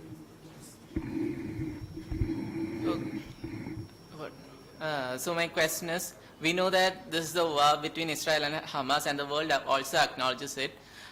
So then my question is, like, without any support, Hamas can't win this war anyway. So after the end of the war, will the innocent Palestinians, will they get back the land that's going to be captured by the Israel at the end of this war? I think it's not that easy to answer to that question at this point of time, because we are not very clear about the course of the war right now. Biden can say so. What two things which I think fairly we can be sure of is that Israel will not allow Hamas to rule Gaza anymore. That is one thing which is very sure. And second thing which is also sure is that Israel is not going to rule or administer Gaza again. The reason is they will buy even bigger casualties. Like in 2005, one of the reasons why they went away from Gaza was because they're being targeted there. So I don't see Israel, because I think that's what the sir was mentioning, the gentleman there, that even US has said that do not go and occupy Gaza. That will be a foolish thing. You see what happened in Afghanistan. The US, the mighty US, left their tanks and, not tanks, actually the weapons and everything, and then they went from Afghanistan overnight. So it is not possible to occupy a land forever. In Vietnam it has happened. So sane mind, like Dr. Fakhruddin mentioned, sane and insane, sane mind at least now says that Israel will not occupy Gaza, because that is not in their interest, that is not in Palestinian interest, it's not in anybody's interest. But one thing is sure, that they will not allow Hamas to remain there again. That is very sure. That is not remain in the sense, they will not allow them to come back to government. Hamas in different forms will be there, because Hamas cannot be destroyed. That is what it's a because they're changing one cloth into the other. So they'll now have new name, some other name will come up. But they will not rule Gaza again. Sir, എൻ്റെ question എന്ന് പറയുന്നത്, മുമ്പ് നമ്മുടെ ഡിന്നി sir ഇന്ത്യയുടെ സെക്യൂരിറ്റിനെ കുറിച്ച് പറഞ്ഞിട്ടുണ്ടായിരുന്നു. അപ്പോൾ അതിൽ ഇന്ത്യയിലെ മുമ്പ് നടന്ന അറ്റാക്കുകളിൽ, ഇപ്പം മുംബൈ ടെറർ അറ്റാക്കിലായാലും ദാവൂദ് ഇബ്രാഹിമിനെ പോലെയുള്ള അണ്ടർവേൾഡ് ഡോൺസിന് പങ്കുണ്ട് എന്നുള്ള ഒരു അലിഗേഷൻ അല്ലാതെ എവിഡൻസ് ആയിട്ട് തന്നെ വന്നിട്ടുണ്ടായിരുന്നു. പക്ഷേ ഇപ്പോഴും പല പ്രൊഡ്യൂസേഴ്സും അടക്കമുള്ള ആളുകൾ, അതേപോലെ ഇന്ത്യൻ എക്കണോമിയുടെ ഒരു ഭാഗം തന്നെ ഇപ്പോഴും ഇത്തരത്തിലുള്ള ഡോൺസിന്റെ കയ്യിലാണ്, ദാവൂദ് ഇബ്രാഹിമിന്റെ തന്നെ കയ്യിലാണെന്ന് ഇപ്പോഴും പല അലിഗേഷൻസും വരുന്നുണ്ട്. എന്തുകൊണ്ടാണ് ഇത്തരത്തിലുള്ള ക്രിമിനൽസിനെ ഇന്ത്യക്ക് ഇപ്പോഴും തടയാനാതെ, അല്ലെങ്കിൽ എന്തുകൊണ്ട് ഇത്തരത്തിലുള്ള ക്രിമിനൽസിന്റെ വളർച്ച ഇപ്പോഴും ഇന്ത്യയിൽ സംഭവിക്കുന്നു? പിന്നെ വേറൊരു ചോദ്യം, ഒരു കോൺഫ്ലിക്റ്റ് ഉണ്ടാകുന്ന സമയത്ത് മീഡിയ, ഇന്ത്യൻ മീഡിയ ആയാലും ഇന്റർനാഷണൽ മീഡിയ ആയാലും അവരുടെ ഒരു പ്രത്യേക പ്രൊപ്പഗാൻഡയ്ക്ക് അനുസരിച്ച് പ്രവർത്തിക്കുന്നതായിട്ട് പലപ്പോഴും തോന്നാറുണ്ട്. അപ്പോ അത് ഈ കോൺഫ്ലിക്റ്റിന്റെ സത്യാവസ്ഥയെ പുറം ലോകത്ത് എത്തിക്കുന്നതിനെ ബാധിക്കുന്നില്ലേ? പിന്നെ ഫക്രുദ്ദീൻ സർ നമ്മുടെ ഇസ്ലാമിക് രാജ്യങ്ങൾ ഇതിനെ സപ്പോർട്ട് ചെയ്യുന്നതിനെ കുറിച്ച് പറയുന്നുണ്ടായിരുന്നു. അപ്പോ അത് മാറ്റി നിർത്തിയിട്ട് ഈ ISIS അതുപോലെ താലിബാൻ പോലെയുള്ള ഓർഗനൈസേഷൻസ് ഹമാസിനെ പിന്തുണയ്ക്കാനുള്ള സാധ്യതയില്ലേ? പിന്നെ ഈ സൗദി അറേബ്യയുടെ കാര്യം പറഞ്ഞപ്പോൾ 2014 ആ സമയത്തെല്ലാം ഈ ISIL-നെ, അതായത് ഇസ്ലാമിക് സ്റ്റേറ്റ് ഇറാഖിൽ ഉള്ള ആ ഇസ്ലാമിക് സ്റ്റേറ്റിനെ പിന്തുണയ്ക്കുന്നതായിട്ട് അലിഗേഷൻ വന്നിട്ടുണ്ടായിരുന്നു. അപ്പൊ അതുപോലെയുള്ള ഒരു വിദൂര സാധ്യതയെങ്കിലും ഇവിടെയും സംഭവിക്കാനുള്ള സാധ്യതയില്ലേ? Thank you. What's your name, Mona? Atsal. Atsal. Atsal. Good. Fantastic questions. From Kerala. Okay. Good. Very good questions. So, first question ചോദിച്ചത് എങ്ങനെയാണ് ഈ ക്രിമിനൽസ് ഇപ്പോഴും നിൽക്കുന്നത്? See, we must understand that there is something known as multi-criminality എന്ന് പറഞ്ഞൊരു സാധനം നമ്മൾ കേരളത്തിലല്ല, ഇന്ത്യയിൽ മൊത്തമുണ്ട്, ഇന്റർനാഷണൽ ആണ്. What is multi-criminality? Multi-criminality means they involve terrorism, they involve smuggling, they involve drugs. ഇതെല്ലാം കൂടെ ചേർത്താണ് ഓർഗനൈസ്ഡ് ക്രൈം എന്നുള്ള രീതിയിൽ മാറുന്നത്. അപ്പൊ ഇതെല്ലാം ലിങ്ക്ഡ് ആണ്. So if something is like there is a gold smuggling happening in Kerala, it is not it's not only gold smuggling, അതിന്റെ കൂടെ ടെററിസം ലിങ്ക്ഡ് ആണ്. മനസ്സിലായില്ലേ? അപ്പം ഇതൊരു ഓർഗനൈസ്ഡ് ക്രൈമിന്റെ ലോകമാണ്, ഇത് എല്ലായിടത്തും ഉണ്ട്. സോ അതിനെ ടാർഗറ്റ് ചെയ്യാൻ അത്ര ഈസി അല്ല. സോ ബട്ട് അതിന്റെ ഫിനാൻഷ്യൽ ആയിട്ടുള്ള കാര്യങ്ങൾ ടാർഗറ്റ് ചെയ്തിട്ടാണ് NIA മറ്റുള്ള ഏജൻസീസ് ചെയ്യുന്നുണ്ട്. To that extent, you should appreciate that, touch wood and by the grace of God, no major attack have happened after 2008. I mean, army people have been targeted, Uri and all those things. But if you see Pathankot, but inside India, more or less we have been safe because of this proactive actions which have been taken. You would have seen a lot of unknown assassins, throughout, Agyadaraitulla kore. I don't confirm, I don't deny what has happened. Neither I confirm nor I deny. Okay? Yeah, that's that. I'm not going to say it happened by somebody else. I don't say that it didn't happen. I'm not aware of it. Okay? So, but the thing is that there are people who are planning. There are people who are, they know how to do it. So that's what it is. So that's part of an organized crime. Very difficult to everywhere. Dubai, you can go to US, you can go to any place. This is happening, and this is being targeted also. Second question of media propaganda. This is a fantastic question, and that is exactly what I said in my last. There is something known as information warfare. See, ഇപ്പം നിങ്ങളിത് മനസ്സിലാക്കണം, ഇത് കുറച്ച് പാടുള്ള കാര്യമാണ് മനസ്സിലാക്കാൻ. ഇന്ന് യുദ്ധം നടക്കുന്നത് രണ്ട് പേരിലെ ബോക്സിംഗ് നടക്കുന്ന പോലെ നടക്കുന്നതല്ല. There will be a bout, and then the referee will say, okay, this man has won. അങ്ങനെ നടക്കത്തില്ല. War will not be, okay, this is the two, and somebody has won. It is how you perceive who has won. If I ask you, in Afghanistan, did USSR win or lose? You will say lost. If I ask you, did US win in Afghanistan? You will say no, they also lost. So who decides who wins and who loses? It is this perception. And who creates this perception? It is the media. And who handles the media? It is the people who with vested interest. And who has the vested interest? Who, like first I said, അവരുടെ താല്പര്യങ്ങൾ നോക്കാം. ആ താല്പര്യങ്ങൾ പലതും ആവാം. It could be monetary, it could be religious, it could be political, it could be criminal. അപ്പൊ അങ്ങനത്തെ കാര്യങ്ങൾ വെച്ചിട്ടാണ് ഈ കാര്യങ്ങളെല്ലാം തന്നത്. അങ്ങനെയാണ് നമ്മളെ മാനിപ്പുലേറ്റ് ചെയ്യുന്നത്. അതേപോലെ ഈ social medias technology, tsunami of technology എന്ന് പറയുന്ന കാര്യം ഇതിലുണ്ടായിരുന്നു. ഇതിനകത്ത് എന്താ, പണ്ട് നേരത്തെയൊക്കെ ശ്രീ GK ഒക്കെ വളരെ സീനിയർ ആയിട്ടുള്ള ജേർണലിസ്റ്റ് ആണ്. അവർ പാവം പിടിച്ചവർ എഴുതി ന്യൂസ് പേപ്പറിലൊക്കെ വന്ന് രാവിലെ ഇരുന്ന് പത്രം വായിച്ച് വന്ന് എന്നിട്ടിരുന്നായിരുന്നു. ഇങ്ങനെ ഇപ്പോഴങ്ങനല്ല. ഇപ്പൊ ഞാനോ അല്ലെങ്കിൽ ഡോക്ടർ ഫക്രീർ അവിടെ നിന്ന് സംസാരിച്ചുകൊണ്ടിരിക്കുക, അതിന്റെ താഴെ തന്നെ കമന്റ്സ് വന്നുകൊണ്ടിരിക്കുക. 500 kilometers ഓഫ് ടണൽ ഉണ്ടായെന്ന് പറഞ്ഞാൽ ഇത് വാട്സ്ആപ്പ് യൂണിവേഴ്സിറ്റി എന്നാണ്. അതായത് അവിടുത്തെ ആളുകൾ പറഞ്ഞ കാര്യമാണ് 500 kilometer ടണൽസ് ഹമാസ് ഉണ്ടാക്കിയിട്ടുണ്ട്. പക്ഷെ അത് കമന്റ്സ് ചെയ്യാണ്. So what I'm trying to say is mind is being affected. Mind, it is if I can target your mind. ഇപ്പൊ ടാർഗറ്റ് ചെയ്യുന്ന ആർമിയോ ബോർഡേഴ്സിലല്ല, മൈൻഡിനെയാണ് ടാർഗറ്റ് ചെയ്യുന്നത്. അത് നിങ്ങൾ മനസ്സിലാക്കുക. സംതിങ് കോഗ്നേറ്റീവ് ആയിട്ടുള്ള കാര്യമാണ്. അതിനെയാണ് ടാർഗറ്റ് ചെയ്യുന്നത്. അപ്പൊ മൈൻഡ് ടാർഗറ്റ് ആയി കഴിഞ്ഞാൽ ഞാൻ നിങ്ങളെ കൊണ്ട് എന്തും ചെയ്യിപ്പിക്കാം. അതാ ഞാൻ നേരത്തെ പറഞ്ഞ ഒരു കമ്മ്യൂണൽ ആംഗിൾ എങ്ങനെയാണ് പോകുന്നതെന്ന്.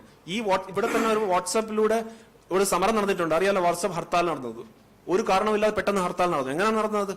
It is through this mind games. Social media has become a big tool for this. So that is what this media does. Of course, there are checks and balances, and India polar rajyathu, absolutely. And there is a fantastic, you must read on how this Pakistan created this narrative after Balakot airstrike. Balakot airstrike കഴിഞ്ഞ ഉടനെ തന്നെ അവിടെ നമ്മൾ കേട്ടില്ലേ, അവിടെ ചെന്നിട്ട് അവർ ഈ എന്താ പറയുക, മരത്തിലാണ് ഇട്ട് ബോംബ്സ് ഒന്നും പറ്റില്ല എന്നൊക്കെ പറഞ്ഞു. അതെങ്ങനെ തുടങ്ങിയെന്നറിയോ? 2-3 പേര് മാത്രം ഇരുന്ന് അവിടുന്ന് ട്വീറ്റ് ചെയ്യാൻ തുടങ്ങി. ട്വീറ്റ് ചെയ്ത് അങ്ങനെയാണ്. അപ്പൊ അവിടെ ട്വീറ്റ് ചെയ്തത് ഇവിടെ നമ്മളെ കുറെ പേരുണ്ട് പിടിക്കാൻ. അത് ഉടനെ പിടിച്ചതിട്ട് ചോദിച്ചു, where is the proof? Now imagine the air chief of Indian എയർഫോഴ്സിന്റെ ചീഫ് ഇവിടെ ഇങ്ങനെ ഇരുന്നിട്ട് പറയാണ്, നോ വി ഡിഡ് ദിസ്, ഞങ്ങൾ ഇങ്ങനെ ചെയ്തു. അപ്പൊ അവരുടെ പുള്ളിയുടെ ചോദിക്കുകയാണ് എന്തിയെ പ്രൂഫ് എന്ന്. ഒന്ന് ആലോചിച്ച് നോക്കുക. That is the power of media. Air chief, അതായത് 10-40 വർഷം, അദ്ദേഹത്തിന്റെ അച്ഛനും എനിക്കൊന്ന് സിവിൽ സർവീസിലും കണ്ടായിരുന്നു. ഇരുന്നിട്ട് പുള്ളി പറഞ്ഞു, okay today we carried out these and he says where is the proof? That is the power of media.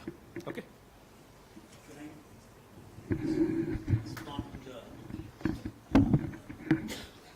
നേരത്തെ mention about Dawood Ibrahim and the funding that happens. Two things I would like to mention. Number one, you should read the book Tongri to Dubai by Hussein Zaidi. അതിനകത്ത് from a policeman's son to what Dawood Ibrahim is, what he is today, അതിനെ പറ്റി ആ ഒരു narration എഴുതിയിട്ടുണ്ട്. എനിക്ക് തോന്നുന്നു ഈ ഹുസൈൻ സെയ്ദിയാണ് അവസാനമായിട്ട് അദ്ദേഹത്തിന് നേരിട്ട് ഒരു ഇന്റർവ്യൂ ഒക്കെ ചെയ്ത ഒരാളാണ്. അപ്പം അത് ഡെഫിനറ്റായിട്ട് വായിക്കണം. അതിനകത്ത് വളരെ കൃത്യമായിട്ട് പറയുന്നുണ്ട്, അദ്ദേഹത്തിന് ഇവിടെ ഉണ്ടായിട്ടുള്ള സപ്പോർട്ട് സിസ്റ്റം, ഭാരതത്തിൽ ഇദ്ദേഹത്തിന് കൊടുത്തിട്ടുള്ള സപ്പോർട്ട് സിസ്റ്റം, അദ്ദേഹം ഈ സ്ഫോടന പരമ്പര കഴിയുമ്പോൾ ഭാരതത്തിൽ വന്ന് അദ്ദേഹത്തിന് കണ്ടീഷൻ പറഞ്ഞു, എന്നെ അറസ്റ്റ് ചെയ്ത ഹൗസ് അറസ്റ്റ് ആയിരിക്കണം, അങ്ങനെ ചെയ്യാൻ പാടില്ല, ഇങ്ങനെ ചെയ്യാൻ പാടില്ല എന്ന് പറഞ്ഞപ്പോൾ അത് വേണ്ട എന്ന് പറഞ്ഞ ഇയാൾ ഇങ്ങോട്ട് വരികയെ വേണ്ട, വന്നാൽ കുഴപ്പമാണെന്ന് പറഞ്ഞ് ഉള്ള പൊളിറ്റീഷ്യൻസ് ഇന്നും ഭാരതത്തിലുണ്ട്. അപ്പം നമ്മളത് മനസ്സിലാക്കുക. രണ്ട്, എന്തുകൊണ്ട് ഇവരുടെ ഒന്നും പ്രഭാവം ഇന്നില്ല എന്ന് പറഞ്ഞാൽ, ഒരുപക്ഷെ ഞാൻ ശക്തമായി ഇന്നത്തെ നോട്ട് നിരോധനം തന്നെയാണ് അതിൻ്റെ ഒരു മേജർ കാരണം എന്ന് മനസ്സിലാക്കുന്നു. ഇന്ന് ബോളിവുഡ് സിനിമ പഴയതുപോലെ ചൈനയിൽ 600-700 കോടി ഉണ്ടാക്കാറില്ല. പണ്ട് മറ്റേത് അങ്ങനെയല്ല. നമ്മളിവിടെ എത്ര കളക്ഷൻ ഉണ്ടായെന്ന് നമുക്കറിയില്ല. ചൈനയിൽ നിന്ന് വരും, അല്ലെങ്കിൽ ജപ്പാനിൽ നിന്ന് വരും പണം. ഒരുപാട് അവിടുത്തെ ബോക്സ് ഓഫീസിൽ നിന്ന് കിട്ടിയ പണമായിട്ടാണ് ഇങ്ങോട്ട് വരുന്നത്. അപ്പോൾ നമുക്ക് അങ്ങനെയുള്ള ഒരു ഇതിനെ കേർബ് ചെയ്യാൻ പറ്റി. ആ കേർബ് ചെയ്തത് കാരണം ഈ പറയുന്ന പോലെ അണ്ടർവേൾഡ് ആക്ടിവിറ്റീസിനോ അല്ലെങ്കിൽ ഇവരുടെ പ്രഭാവം ഇന്ന് എക്കണോമിക്കലി നടക്കുന്നതിൽ ഒരുപാട് കുറവ്. I am not saying it is not there at all, പക്ഷേ it has come down in a very big way. Thank you. ഇതില് IS-ന്റെ ഒരു റോൾ എന്താണെന്ന് എനിക്കറിയാം. അവരിപ്പം എന്താണ് അവരുടെ സ്ഥിതി എന്നിപ്പോ നമുക്ക് അറിയില്ല. പക്ഷേ താലിബാന്റെ കാര്യത്തിൽ അതിനും പേടിക്കൊന്നും വേണ്ട. അത് അമേരിക്കയായിട്ടുള്ള അവരുടെ ടൈപ്പാണ്. അതുകൊണ്ടല്ലേ അവര് കുറച്ച് വിമാനമൊക്കെ അവിടെ വിട്ടുപോയി. നമ്മളൊക്കെ ഒരു വിമാനം വിട്ടുപോയി തീവ്രവാദികൾ കിട്ടാതിരിക്കാൻ ചെയ്യും, നമ്മൾ കത്തിക്കില്ലേ? ഏറ്റവും ചെയ്യും. ഇത്രയും ബോംബുകൾ അമേരിക്ക ഒരു ചില്ലടിച്ചു വിട്ടിച്ചു, കണ്ണാടി അടിച്ചു പിടിച്ചു ആണ് പോയിരിക്കുന്നത്. അപ്പൊ അവര് മെയിൻ സ്ട്രീമിന്റെ ഭാഗമായി തീരുമാനിച്ചത്. അതാണ് ഇന്ത്യക്ക് അവരുമായിട്ട് ടോക്സ് സ്റ്റാർട്ട് ചെയ്തത്. അവർക്ക് കാര്യം പിടിയിട്ട് നേരം വെളുത്തിട്ടുണ്ട്. അങ്ങനെ അവരെ ഫണ്ട് ചെയ്തുകൊണ്ട് ബേസിക് ഒന്ന് പാകിസ്ഥാനാണ്. പാകിസ്ഥാന്റെ സ്ഥിതി ഇപ്പൊ അറിയാമല്ലോ. പിന്നെ IS-IS-ന്റെ കാര്യം എന്ന് വെച്ചാൽ പ്രധാനപ്പെട്ട ആളുകളൊക്കെ അമേരിക്ക. കാരണം അമേരിക്ക ഈ IS-IS-ന്റെ പിന്നിലൊക്കെ അമേരിക്ക ഉണ്ടാവും. കാരണം ഇന്റലിജൻസ് എന്ന വേറെ ലോകമാണ്. അവർക്ക് അത് നമ്മൾ പറയുന്ന പോലെ അല്ല. പക്ഷെ ഇവരെടുക്ക് കൈവിട്ടു പോയി എന്ന ഫീൽ അവർക്ക് തന്നെ വന്നിട്ട് തോന്നുന്നു. നശിപ്പിച്ച് കളഞ്ഞിട്ടുണ്ട്. ഇനി വല്ലവനെ ഭ്രാന്തൻ എവിടെയും കിടന്ന് വന്നാലേ ഉള്ളൂ. ഇപ്പം വലിയ പ്രശ്നമൊന്നുമില്ല. അപ്പം ആ രീതിയിലുള്ള സപ്പോർട്ട്. പക്ഷെ സപ്പോർട്ട് കൂടുതൽ കിട്ടാൻ സാധ്യത എന്ന് വെച്ചാൽ ഇസ്ലാമിക് ബ്രദർഹുഡ് സാധനമുണ്ട്. അവരുടെ അറബ് വേൾഡിൽ മൊത്തം ഉണ്ട്. അവരെ കയ്യിൽ നിന്ന് സപ്പോർട്ട് കിട്ടും. പക്ഷെ ഓപ്പൺ ആയിട്ട് അവരും ചെയ്യില്ല. കാരണം ഇസ്രായേലിന്റെ മൊസാദിനെ അറിയാലോ. പിന്നെ ഇവിടെ എനിക്ക് വേറൊരു കാര്യം പറയാനുള്ളത്, നമ്മൾ ബേസിക്കലി ഏതൊരു രാജ്യത്ത് താമസിക്കുമ്പോഴും അതെന്ന് വെച്ചാൽ ഈ പറയുന്ന റിലീജിയസ് പെർസിക്യൂഷൻ നടക്കാത്ത, ഇന്ത്യൻ റിലീജിയസ് പെർസിക്യൂഷൻ നടക്കുന്ന രാജ്യമല്ല. പാകിസ്ഥാനാണ് അഹമ്മദിയ മുസ്ലിങ്ങളെ വരെ അവന്മാർ കൊന്നുകളയും, ഷിയാക്കളെ കൊന്നുകളയും. അങ്ങനെയുണ്ട്. അത്തരം രാജ്യങ്ങളല്ലേ മതി. ഇന്ത്യ പോലുള്ള രാജ്യത്ത്, അല്ലെങ്കിൽ ഇന്തോനേഷ്യ പോലുള്ള രാജ്യത്ത് നമ്മൾ ജീവിക്കുമ്പോൾ ആഫ്റ്റർ ഓൾ ഞാൻ അതിശക്തനായിട്ട് എന്റെ മതത്തിൽ വിശ്വസിക്കുന്ന ഒരാളാണ്. എന്തൊക്കെ മാറ്റം വന്നാലും ചത്തു എന്റെ മതത്തിൽ നിന്ന് ഞാൻ ചിന്തിക്കില്ല. പക്ഷേ എന്റെ മതത്തിൽ എന്റെ വിശ്വാസത്തോടൊപ്പം തന്നെ പ്രധാനമാണ് ഞാൻ ജനിച്ച എന്റെ സംസ്കാരം, എന്റെ നാടാണ്. മനസ്സിലായില്ലേ? ആ ഒരു ചിന്താഗതിയിലേക്ക് മാറേണ്ടതായിട്ടുണ്ട് നമ്മൾ. ആ ചിന്താഗതിയിലേക്ക് മാറാതെ തെറ്റിദ്ധാരണകൾക്ക് പുറത്തു നിൽക്കുന്നതാണ്. അപ്പൊ ഇസ്ലാം മുഹമ്മദ് എന്നുള്ള പേര് കേട്ടാൽ പലർക്കും പ്രശ്നമാണ്. അതുപോലെ തന്നെ ഈ ശിവൻ എന്നുള്ള പേര് കേട്ടാൽ പ്രശ്നമാണ്. തോമസ് എന്നുള്ള പേര്. നമ്മൾ പേരിന്റെ പിന്നാലെ ആ വ്യക്തിയിലേക്ക് വേണം നോക്കാൻ. അങ്ങനെ നോക്കിക്കഴിഞ്ഞാൽ നമ്മൾ ഇടപെടുമ്പോൾ സമൂഹത്തിൽ മാറ്റം വരും. ഇപ്പം ഞാൻ പറഞ്ഞത്, എനിക്ക് ഈ എന്റെ കമ്മ്യൂണിറ്റിപ്പെട്ട ആളുകൾ പലരും വെറുക്കുന്ന ചില സംഘടനകളുമായിട്ട് എനിക്ക് നല്ല ബന്ധമാണ്. എന്തുകൊണ്ടാണ്? എന്റെ കുട്ടിക്കാലം തൊട്ടേ എനിക്ക് അവരറിയാം. അപ്പം ഈ പറഞ്ഞു കേട്ട അറിവിനേക്കാൾ കൂടുതലായിട്ട് എന്റെ അനുഭവങ്ങളാണ് എന്റെ കാഴ്ചപ്പാട് തീരുമാനിക്കുന്നത്. ഞാൻ പറയുന്നത് നമ്മളെല്ലാം തന്നെ നമ്മളെ പ്യൂപ്പയുടെ ഉള്ളിൽ നിന്ന് പുറത്തു വന്ന ആ രീതിയിൽ ഫസ്റ്റ് ഹാൻഡ് എക്സ്പീരിയൻസ് ഉണ്ടാവണം. എങ്കിൽ മാത്രമേ നമുക്ക് നല്ല മനുഷ്യന്മാരും നല്ല മതവിശ്വാസികളും നല്ല പൗരന്മാരും ആകാൻ പറ്റുള്ളൂ.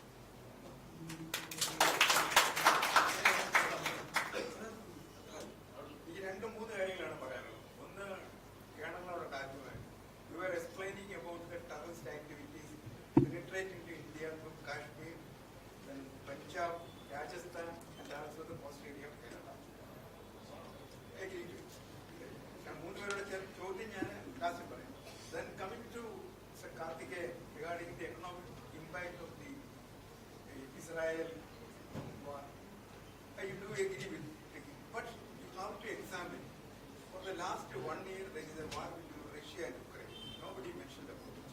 What economic impact it could bring to Indian conditions. And Mr. Ali was speaking about the two blocks, haves and have-nots, and sensible and non-sensible. And he was explaining between nations, Iran, Saudi Arabia, then Iraq, etc., those countries. But he didn't mention clearly that what is the ultimate aim of a nation. Every nation has its own national aim. They have to keep it up. So they want to interfere in the external affairs or internal affairs of a particular nation, particularly this Palestine or Israel or Qatar, or they can interfere in Saudi Arabia because it is a big nation. It has a strategic importance all over the world. So they want to enter into these minor countries or small countries with just population. And finally, my contention is that I was listening to three of you very keenly, but one basic question here: do these communist countries have any direct access or any impact on these terrorist activities in the world over, particularly China? Because China is indirectly supporting this Hamas. Russia is indirectly supporting the Hamas. So,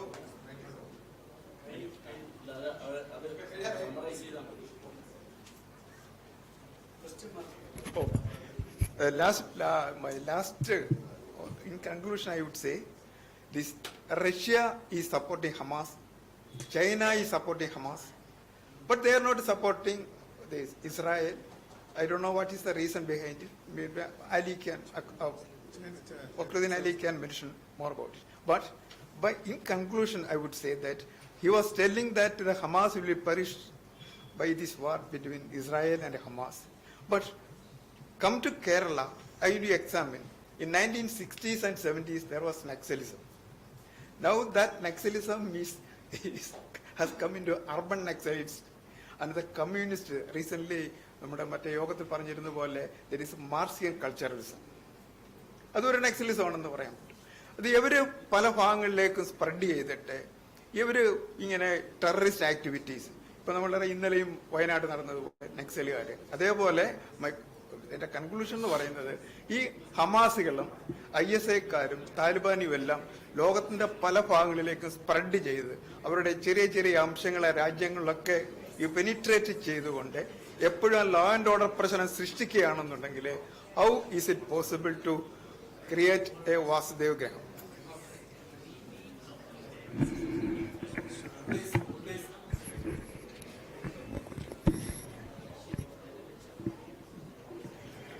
Your question was on the military aspects of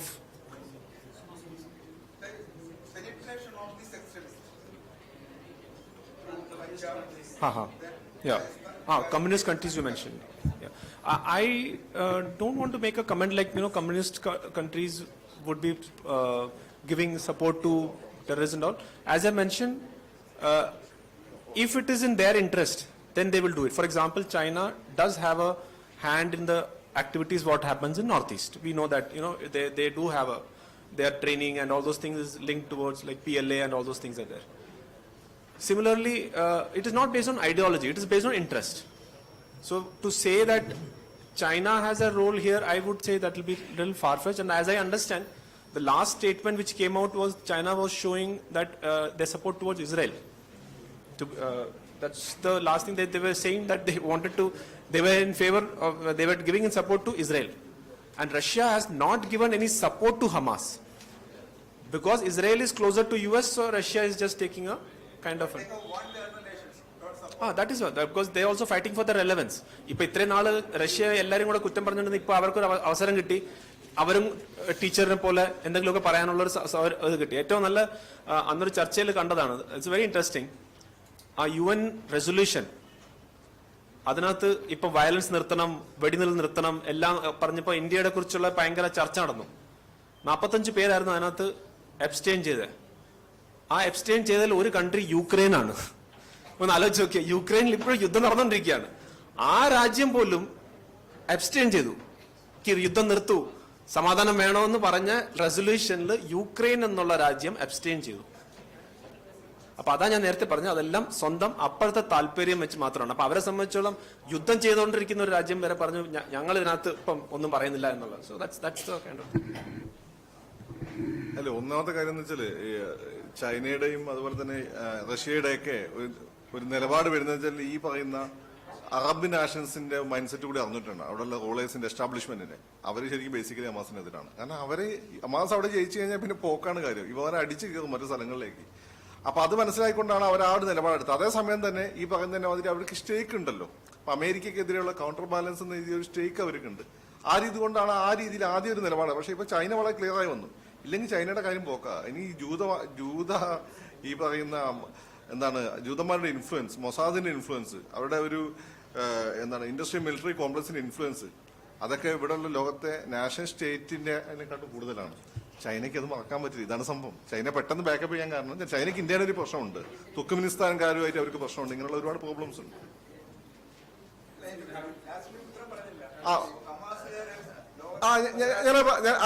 അത് ഇവിടെ CPM-ലെ VS പക്ഷക്കാരെ പോലെ ആകും.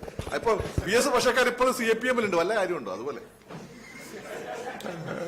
Good evening. My question is that global, whether it is a reality that global Islamization is there, because once Musharraf himself revealed that India will become a Muslim country by population explosion like that. That this is a larger conspiracy there across the world, and whether it is reflected in the war, because suddenly in Arab world some problem is started, and there is exodus of refugees, and most of them are going to Europe, and most of the European countries are dominated by gradually they are getting a foothold of their views and all, and in political positions everywhere. So there is a larger conspiracy on that, and whether it is reflected in this conflict also. That is what I am asking.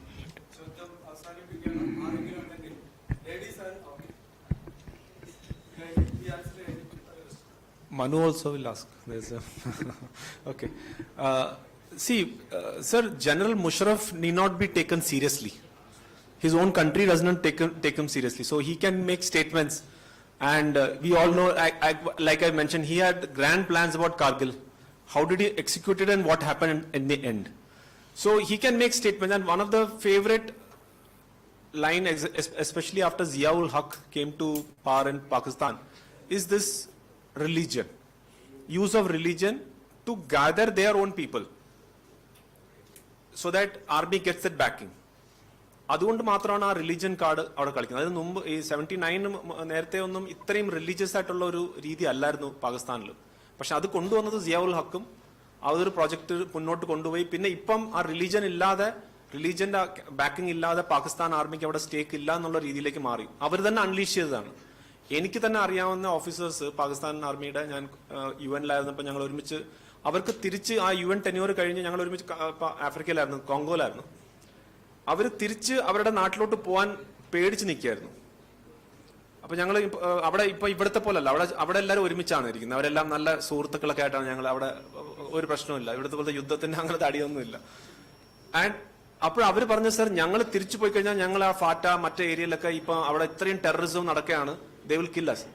Who created that? They themselves created. അപ്പൊ ആ religion വെച്ച് അവർ ചെയ്ത കാര്യം extreme views എടുത്തുകൊണ്ട് ഇന്ന് അവർക്ക് തന്നെ നിലനിൽപ്പില്ല എന്നാണ്. അപ്പൊ general മുഷറഫിനെ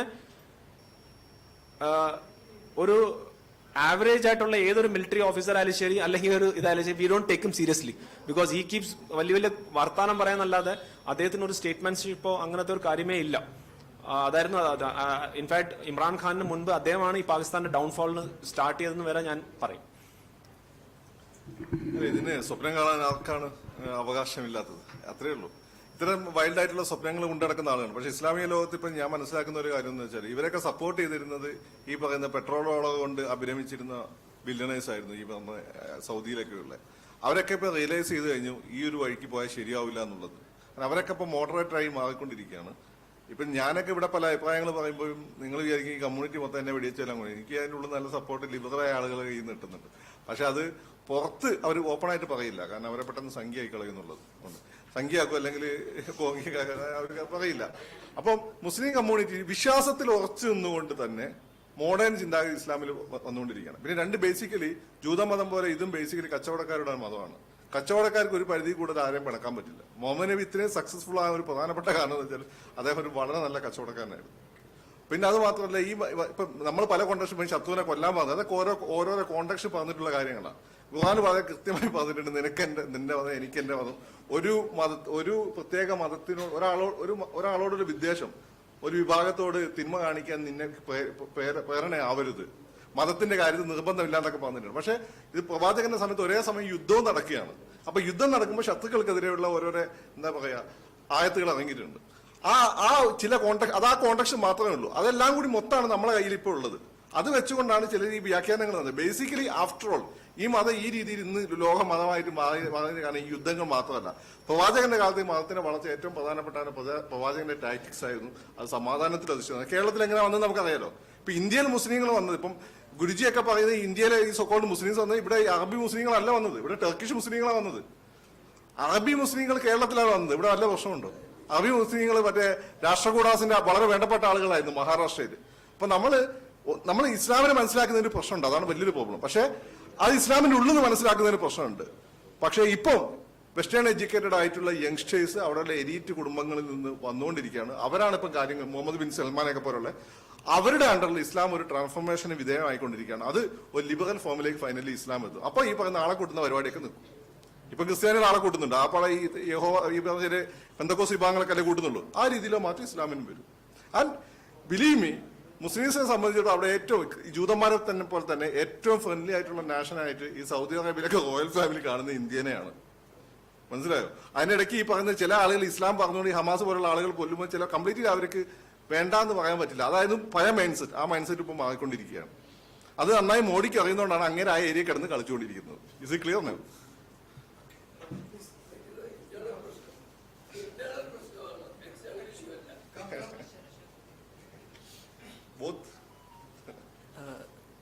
My question is to sir. Sir, you said that during the times of war we need to invest more on our security side. So how can we manage efficiently both the security aspect as well as the developmental aspect? And how can these issues, our external issues, be used for psephological gains of parties? Both are my question. Thank you, sir.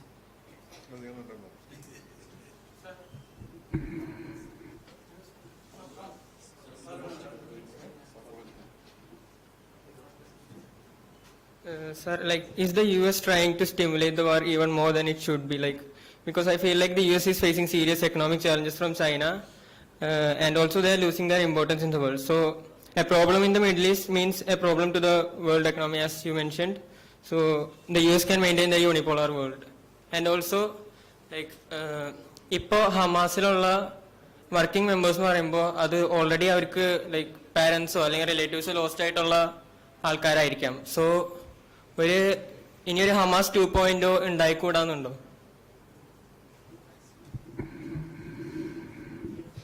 See, regarding the economic side of the war, when we said that, you asked a question whether when we invest more on defense, and I gave you an example. ഇവിടെ നമുക്ക് navy വികസിപ്പിക്കാനായിട്ട് കൂടുതൽ കപ്പൽ വേണം എന്നൊക്കെ പറഞ്ഞ് നമ്മൾ ഇരിക്കുന്ന സമയത്താണ് ഗൽവാൻ വാർ വരുന്നതും അല്ലെങ്കിൽ ദൗക്ലാം വരുന്നതും. അപ്പോൾ ഇത് റീഎൻഫോഴ്സ് ചെയ്യാനായിട്ട് അവിടെ നിന്ന് ചെയ്യേണ്ട കാര്യങ്ങൾ. അപ്പോൾ ഒരു വാർഷിപ്പ് ഉണ്ടാകുമ്പോൾ ഒരുപാട് ബെനിഫിറ്റ് ഉണ്ടായിരുന്നേനെ. ഒരു കപ്പൽ നിർമ്മാണശാലയിൽ അതിൻ്റെ എംപ്ലോയ്മെന്റ്, അങ്ങനെയൊക്കെ ഒരുപാട് കാര്യങ്ങൾ, അതിൻ്റെ റിപ്പിൾ എഫക്റ്റ് ഒരുപാടാണ്. അപ്പൊ അത് വകമാറി ചിലവാക്കുമ്പോൾ നാച്ചുറലി നമ്മുടെ ആ ഡെവലപ്മെന്റിനെ ഇമ്പാക്ട് ചെയ്യും, യാതൊരു സംശയവും വേണ്ട. ഇപ്പോ പാകിസ്ഥാന്റെ ഒരു റീസൺ ഒരുപക്ഷെ ഇപ്പോൾ തന്നെ അവരുടെ അമിതമായ ആ ഡിഫൻസിലേക്കുള്ള ഇൻവെസ്റ്റ്മെന്റ്സ് വന്നപ്പോഴത്തേക്ക് ഡെവലപ്മെന്റിനെ കംപ്ലീറ്റ് ആയിട്ട് മറന്നു എന്നുള്ള ഒരു ആസ്പെക്ട് അതാണ്. അപ്പം അവിടെ നേരത്തെ സാറ് ചോദിച്ച പോലെ ഒരു ബെനിഫിറ്റ് ഉണ്ടാകില്ലേ? യുക്രൈൻ USSR വാർ വന്നപ്പോൾ ആക്ച്വലി നമുക്കൊരു ബെനിഫിറ്റ് ഉണ്ടായി. നമ്മൾ റഷ്യയിൽ നിന്ന് ഓയിൽ വാങ്ങിച്ചു തുടങ്ങി. നമ്മൾ ആരും ഒന്നും ചെയ്തില്ല. Nobody touched us. ഇപ്പോൾ പറയുന്നത് ലേറ്റസ്റ്റ് ആയിട്ട് പറയുന്നത് ഇതിന് മുകളിൽ വാങ്ങിക്കാൻ പാടില്ല എന്ന് പറയുമ്പോൾ നമ്മൾ ബില്ല് സ്പ്ലിറ്റ് ചെയ്ത് വാങ്ങിക്കുന്നു. $60 മുകളിൽ എണ്ണ വാങ്ങിക്കരുതെന്ന് പറയാൻ നമ്മൾ പറയും ഇൻഷുറൻസിന് ബില്ല് വേറെ, ട്രാൻസ്പോർട്ടേഷന് ബില്ല് വേറെ, എണ്ണയുടെ ബില്ല് വേറെ. അപ്പോൾ ഇങ്ങനെയുള്ള കാര്യങ്ങളുണ്ട്. അതുപോലെ തന്നെയാണ് ഡിഫൻസ് സെക്ടറിൽ നമ്മൾ ഇന്ന് മേക്ക് ഇൻ ഇന്ത്യ എന്നൊക്കെ പറയുന്ന ഒരുപാട് കാര്യങ്ങൾ ഇവിടെ നടക്കുന്നുണ്ട്. അപ്പോൾ ഡിഫൻസ് സെക്ടറിൽ അതിന് പല പല കാര്യങ്ങൾ, അത് ഇന്ത്യയിൽ വരാൻ കാരണം നേരത്തെ പറഞ്ഞ പോലെ ഇവിടുത്തെ ഒരു യങ്ങർ പോപ്പുലേഷൻ കൂടിയത് കൊണ്ടും ഇവിടെ ബ്ലൂ കോളർ എംപ്ലോയ്മെന്റിന് പറ്റിയ ആളുകൾ ഇവിടെ ഉള്ളതുകൊണ്ടും കൂടെയാണ്. ചൈനയ്ക്ക് 36, 38, 40 വയസ്സൊക്കെ ആയി തുടങ്ങുമ്പോൾ അടുത്ത ഇൻവെസ്റ്റ്മെന്റ്സ് വരുന്നത് ഭാരതം പോലുള്ള ഒരു യങ് കൺട്രിയിലാണ്. ഇത് ആരുടെയും ഒരു പ്രത്യേക തരത്തിലുള്ള ഇതല്ല. പക്ഷെ അതിനൊരു ഒരു ഒരു പൊളിറ്റിക്കൽ എക്കണോമിക് എൻവറോൺമെന്റ് ക്രിയേറ്റ് ചെയ്യുക എന്നുള്ളത് വളരെ ഇമ്പോർട്ടൻ്റ് ആണ്. അപ്പം ഇതൊരു ഓപ്പർച്യൂണിറ്റി ആയിട്ട് കണ്ട് നമ്മൾ ഈ വാറിനെ ഒരു ഒരു ഒരു നമ്മുടെ ഒരു ചലഞ്ചുണ്ട്. ആ ചലഞ്ചിനെ നമ്മൾ ഓപ്പർച്യൂണിറ്റി ആയിട്ട് കൺവേർട്ട് ചെയ്താൽ, അതാണ് നേരത്തെ പറയുന്നത്, നമ്മുടെ ഒരു ഒരു personal relationship with every country is very good. അത് യൂട്ടിലൈസ് ചെയ്യാനുള്ള ഒരു ഡെഫിനറ്റ് മാർഗമുണ്ട്. പിന്നെ ഇലക്ട്രൽ ഗെയിംസ് എന്ന് പറയുന്നത്, ഇതിനെന്താ ഇലക്ട്രൽ ഗെയിംസ്? നമുക്ക് ഇപ്പം നാളെ പാകിസ്ഥാൻ ഓക്കുപ്പൈഡ് കാശ്മീർ നമ്മൾ അനക്സ് ചെയ്ത് കഴിഞ്ഞാൽ ചിലപ്പോൾ ഒരു ഇലക്ട്രൽ ഗെയിംസ് ഉണ്ടാവും. പക്ഷെ ഹമാസ് ഇസ്രായേൽ വാറിൽ ഒരു ഇലക്ട്രൽ ഗെയിൻ ഉണ്ടാവും എന്ന് എനിക്ക് തോന്നുന്നില്ല. Sir, that question, what's your name and the name? Chris. Okay. Your question was... okay, that he's already answered. The first part, something else was... yeah. I'll just add on that. See, നമ്മുടെ നാട്ടിൽ അല്ലെങ്കിൽ ഭാരതത്തിൽ പല പല നമ്മൾ മലയാളി അല്ലേ? Kollam. Okay, my own place. Okay, so നമ്മൾ ഭാരതത്തിനെ കുറിച്ച് പല പല കുറ്റങ്ങൾ പറയാറുണ്ട്. നമ്മൾ ഡെമോക്രസി ഇങ്ങനെയാണ്, നമ്മുടെ ഡെമോക്രസി അങ്ങനെയാണ്. പക്ഷെ ഒരു കാര്യം നമ്മൾ 1947 തൊട്ട് ചെയ്ത ഒരു നല്ലൊരു കാര്യം, we have always kept development as the priority, number one. Okay, security was not number one. Even though 1947 നമ്മൾ തുടങ്ങിയപ്പോൾ തന്നെ യുദ്ധം തുടങ്ങിയതാണ്, എന്നാലും നമ്മൾ ഡെവലപ്മെന്റ് ആയിട്ട് ഫസ്റ്റ് വെച്ചു. അത് ചിലപ്പം അത് അങ്ങനെ സ്വാഭാവികമായിട്ട് അയക്കാം. അതല്ലെങ്കിൽ നമ്മൾ ഹിസ്റ്റോറിക്കൽ ബാഗേജ് അല്ലെങ്കിൽ ലെഗസി നോക്കിക്കഴിഞ്ഞാൽ അർത്ഥശാസ്ത്രയിൽ പറഞ്ഞിട്ടുണ്ട്, ഫസ്റ്റ് കംസ് കോശ, അതായത് treasury, and then comes your ദണ്ട്, പിന്നെ ഉള്ളു ദണ്ട്. അപ്പൊ കോശ അന്നത്തെ ഈ നമ്മൾ ഓൾറെഡി നമുക്ക് നോളജ് ഉണ്ടായിരുന്നു, അതായത് unless we have finance you can fight. But the tragedy was that Pakistan created a security state and we focused on development. But what I'm trying to say, the tragedy part is that if you only focus on development, if you don't focus on your security, then development cannot happen. Either random or balance. That's why your question was good, that there has to be a balance. So that 2%, 2.1% of GDP of defense budget, that has to be maintained. We can't go at 4%, 5% when so many people of us are still below the poverty line. So that balance, all government maintain ചെയ്യുന്നു മാത്രമേ എനിക്ക് പറയാം. As an army man, I want more. രണ്ടാമത്തെ കാര്യം എന്ന് വെച്ചാൽ, നേരത്തെ ശ്രീ രഞ്ജിത്ത് അതിനെ സൂചന തന്നു. അതായത് ആർമിയുടെ അല്ലെങ്കിൽ ആം ഫോഴ്സസിന്റെ ഈ കാപ്പബിലിറ്റി, അതായത് നമുക്ക് ഇന്നൊരു പ്ലെയിൻ വേണം, ഒരു എയർക്രാഫ്റ്റ് വേണം, അല്ലെങ്കിൽ ഒരു ഷിപ്പ് വേണം. It takes years. ഒരു ദിവസം കൊണ്ട് നമുക്ക് പോയി വാങ്ങിക്കാൻ പറ്റത്തില്ല. എനിക്കൊരു പ്ലെയിൻ തരും, 4 പ്ലെയിൻ തരും എന്ന് പറയാൻ പറ്റത്തില്ല. Prime minister Modi himself took that political decision, went to France, Rafale വിമാനം കൊണ്ടുവന്നിട്ട് തന്നെ എത്ര നാൾ കഴിഞ്ഞിട്ടാണ് 36 ഫ്ലൈറ്റ്സ് പ്ലെയിൻ വന്നത്, despite so much of turmoil. Nobody does that. That political risk to take that decision of 36. So much of corruption. Last elections, you know what happened. So it takes time. So to develop capability, you require time. Intention can change any time. മനസ്സിലായി? ഞാനിപ്പോൾ ഒരു ലീഡറായിട്ട് വന്നു, എന്റെ intention is total സ്ട്രൈക്കറോ എല്ലാം, പക്ഷെ എനിക്കിവിടെ അതിന്റെ capability വേണ്ടേ? നാളെ വേറൊരു ലീഡർ വന്ന് ഒരു കുഴപ്പമൊന്നുമില്ല, എല്ലാം സമാധാനമാക്കി വെക്കൂ എന്നുള്ളത്. അപ്പൊ intention can change overnight, capability cannot. അതാണ് ഒന്ന്. ആൻഡ് യുവർ ക്വസ്റ്റ്യൻ എന്തായിരുന്നു, ദാറ്റ് US ഇൻട്രസ്റ്റിനെ കുറിച്ചല്ലേ? ഡെഫിനറ്റ്ലി ഞാൻ പറഞ്ഞില്ലേ. ബട്ട് ഐ തിങ്ക് എന്താ പേരെന്തോ, always tell your name. Okay, you should be heard. Devanarayana, നിങ്ങളൊക്കെ യങ്സ്റ്റേഴ്സ് ആണ്, നിങ്ങളെ പേര് ആളുകൾ കേൾക്കണം കേട്ടോ. അപ്പോൾ ദേവനാരായണൻ പറഞ്ഞ ചോദ്യം അതിനകത്ത് നല്ല ചോദ്യമാണ്.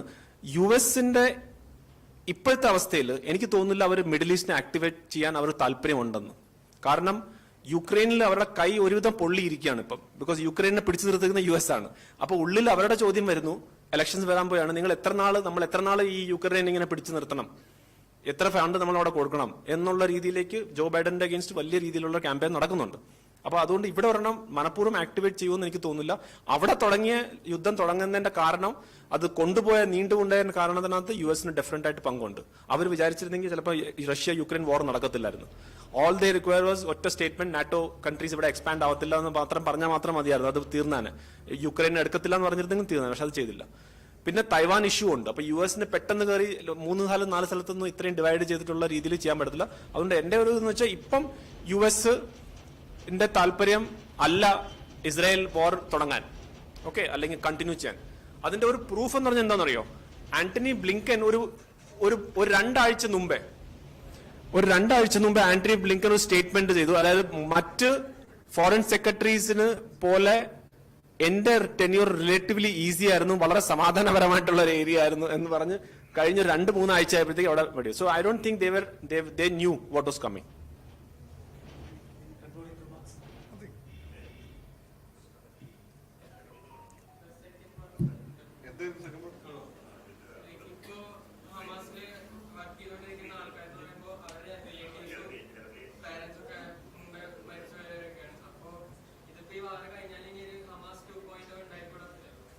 ഞാനത് ആൻസർ ചെയ്തിരുന്നു. They will come in different form. That is the nature of ഈ ഒരു ടെററിസ്റ്റ് ഓർഗനൈസേഷൻസിന്റെ ആയാലും ശരി, അവർ ഒരു ഡ്രസ്സ് മാറ്റി വെച്ച് വേറൊരു ഡ്രസ്സിൽ. ഇപ്പൊ എന്താ അഫ്ഗാനിസ്ഥാനിൽ നോക്ക്, താലിബാൻ ഉണ്ട്, അൽഖായ്ദ ഉണ്ട്, ISIS ഉണ്ട്, അവിടെ എല്ലാ ഫോംസും ഉണ്ട്. ഇപ്പൊ കുറച്ചുനാൾ ഇവിടെ ഇരുന്നിട്ട് അവർക്ക് മടിയാവുമ്പോൾ അവർ വേറൊരു ഓർഗനൈസേഷൻ പോയി ജോയിൻ ചെയ്യും. Names change. ലഷ്കർ-e-തോയ്ബ ഇന്ന് കാശ്മീരിൽ അറിയപ്പെടുന്ന പേര് എന്താണെന്നറിയോ? The resistance front. ഇതാണ് TRF. പേര് മാറും, വേഷം മാറും, പക്ഷെ ആളുകളുടെ ആ ടാസ്ക്, അതായത് they have to live by guns. ആ തോക്ക് വെച്ച് തന്നെ അവർക്ക് അവരുടെ ജീവിതം, ആ തോക്ക് വെച്ച് തന്നെ അവർ തീരുകയും ചെയ്യും. ഓക്കെ, നമ്മൾ അവസാനിപ്പിക്കുകയാണ്. വളരെ കൂടുതൽ സമയം ഇപ്പം ആവശ്യമില്ല. പക്ഷെ കേണൽ ഡിന്നി പറഞ്ഞ ഒരു പോയിന്റ്, ഈ whether there will be an attack on India, അതൊന്ന്. 2, ഹമാസിന് ഇന്ത്യയിൽ നിന്നും കേരളത്തിൽ നിന്നും കിട്ടുന്ന പിന്തുണ. ഖാലിദ് മഷാല് കേരളത്തിൽ സംസാരിക്കാൻ അവസരം കിട്ടിയത് ചെറിയ കാര്യമായിട്ട് നമുക്ക് കാണാൻ കഴിയില്ല. അത് ആ ഒരു സീരിയസ്നെസ് ഉണ്ടാവണം. പിന്നെ രഞ്ജിത്ത് കാർത്തികൻ പറഞ്ഞ ഒരു പോയിന്റ് ട്രേഡ് ഈസ് വാർ എന്നുള്ള സംഭവമാണ്. അത് നമ്മൾ വളരെ കാര്യമായിട്ട് പരിഗണിക്കേണ്ട ഇഷ്യൂ ആണ്. ഡോക്ടർ ഫക്രുദ്ദീൻ പറഞ്ഞതിൽ നിന്ന് ഞാൻ എടുക്കുന്ന ഒറ്റ പോയിന്റേ ഉള്ളൂ. നാഷണൽ ഇൻട്രസ്റ്റ് ആണ് ഇതിനകത്ത് ഏറ്റവും പ്രധാനം. Nation first. ഈ രാജ്യത്ത് ജീവിച്ചിരിക്കുന്ന മുഴുവൻ ആൾക്കാരുടെയും ഏറ്റവും പ്രധാനപ്പെട്ട കാര്യം. അതുകൊണ്ട് തന്നെയാണ് നമുക്കൊരിക്കലും ഹമാസിനെ പിന്തുണയ്ക്കാൻ പറ്റാത്തത്. അതുകൊണ്ട് തന്നെയാണ് നേരത്തെ വന്നിട്ടുള്ള ഇസ്ലാമിക ഭീകര തീവ്രവാദ സംഘടനകളെ പിന്തുണയ്ക്കാൻ നമുക്ക് കഴിയാത്ത ഒരു സാഹചര്യമുള്ളത്. അപ്പൊ കേരളത്തിലെയും ഈ ബ്രൂയിങ് അത് വളരെ വളരെ വ്യക്തമാണ്.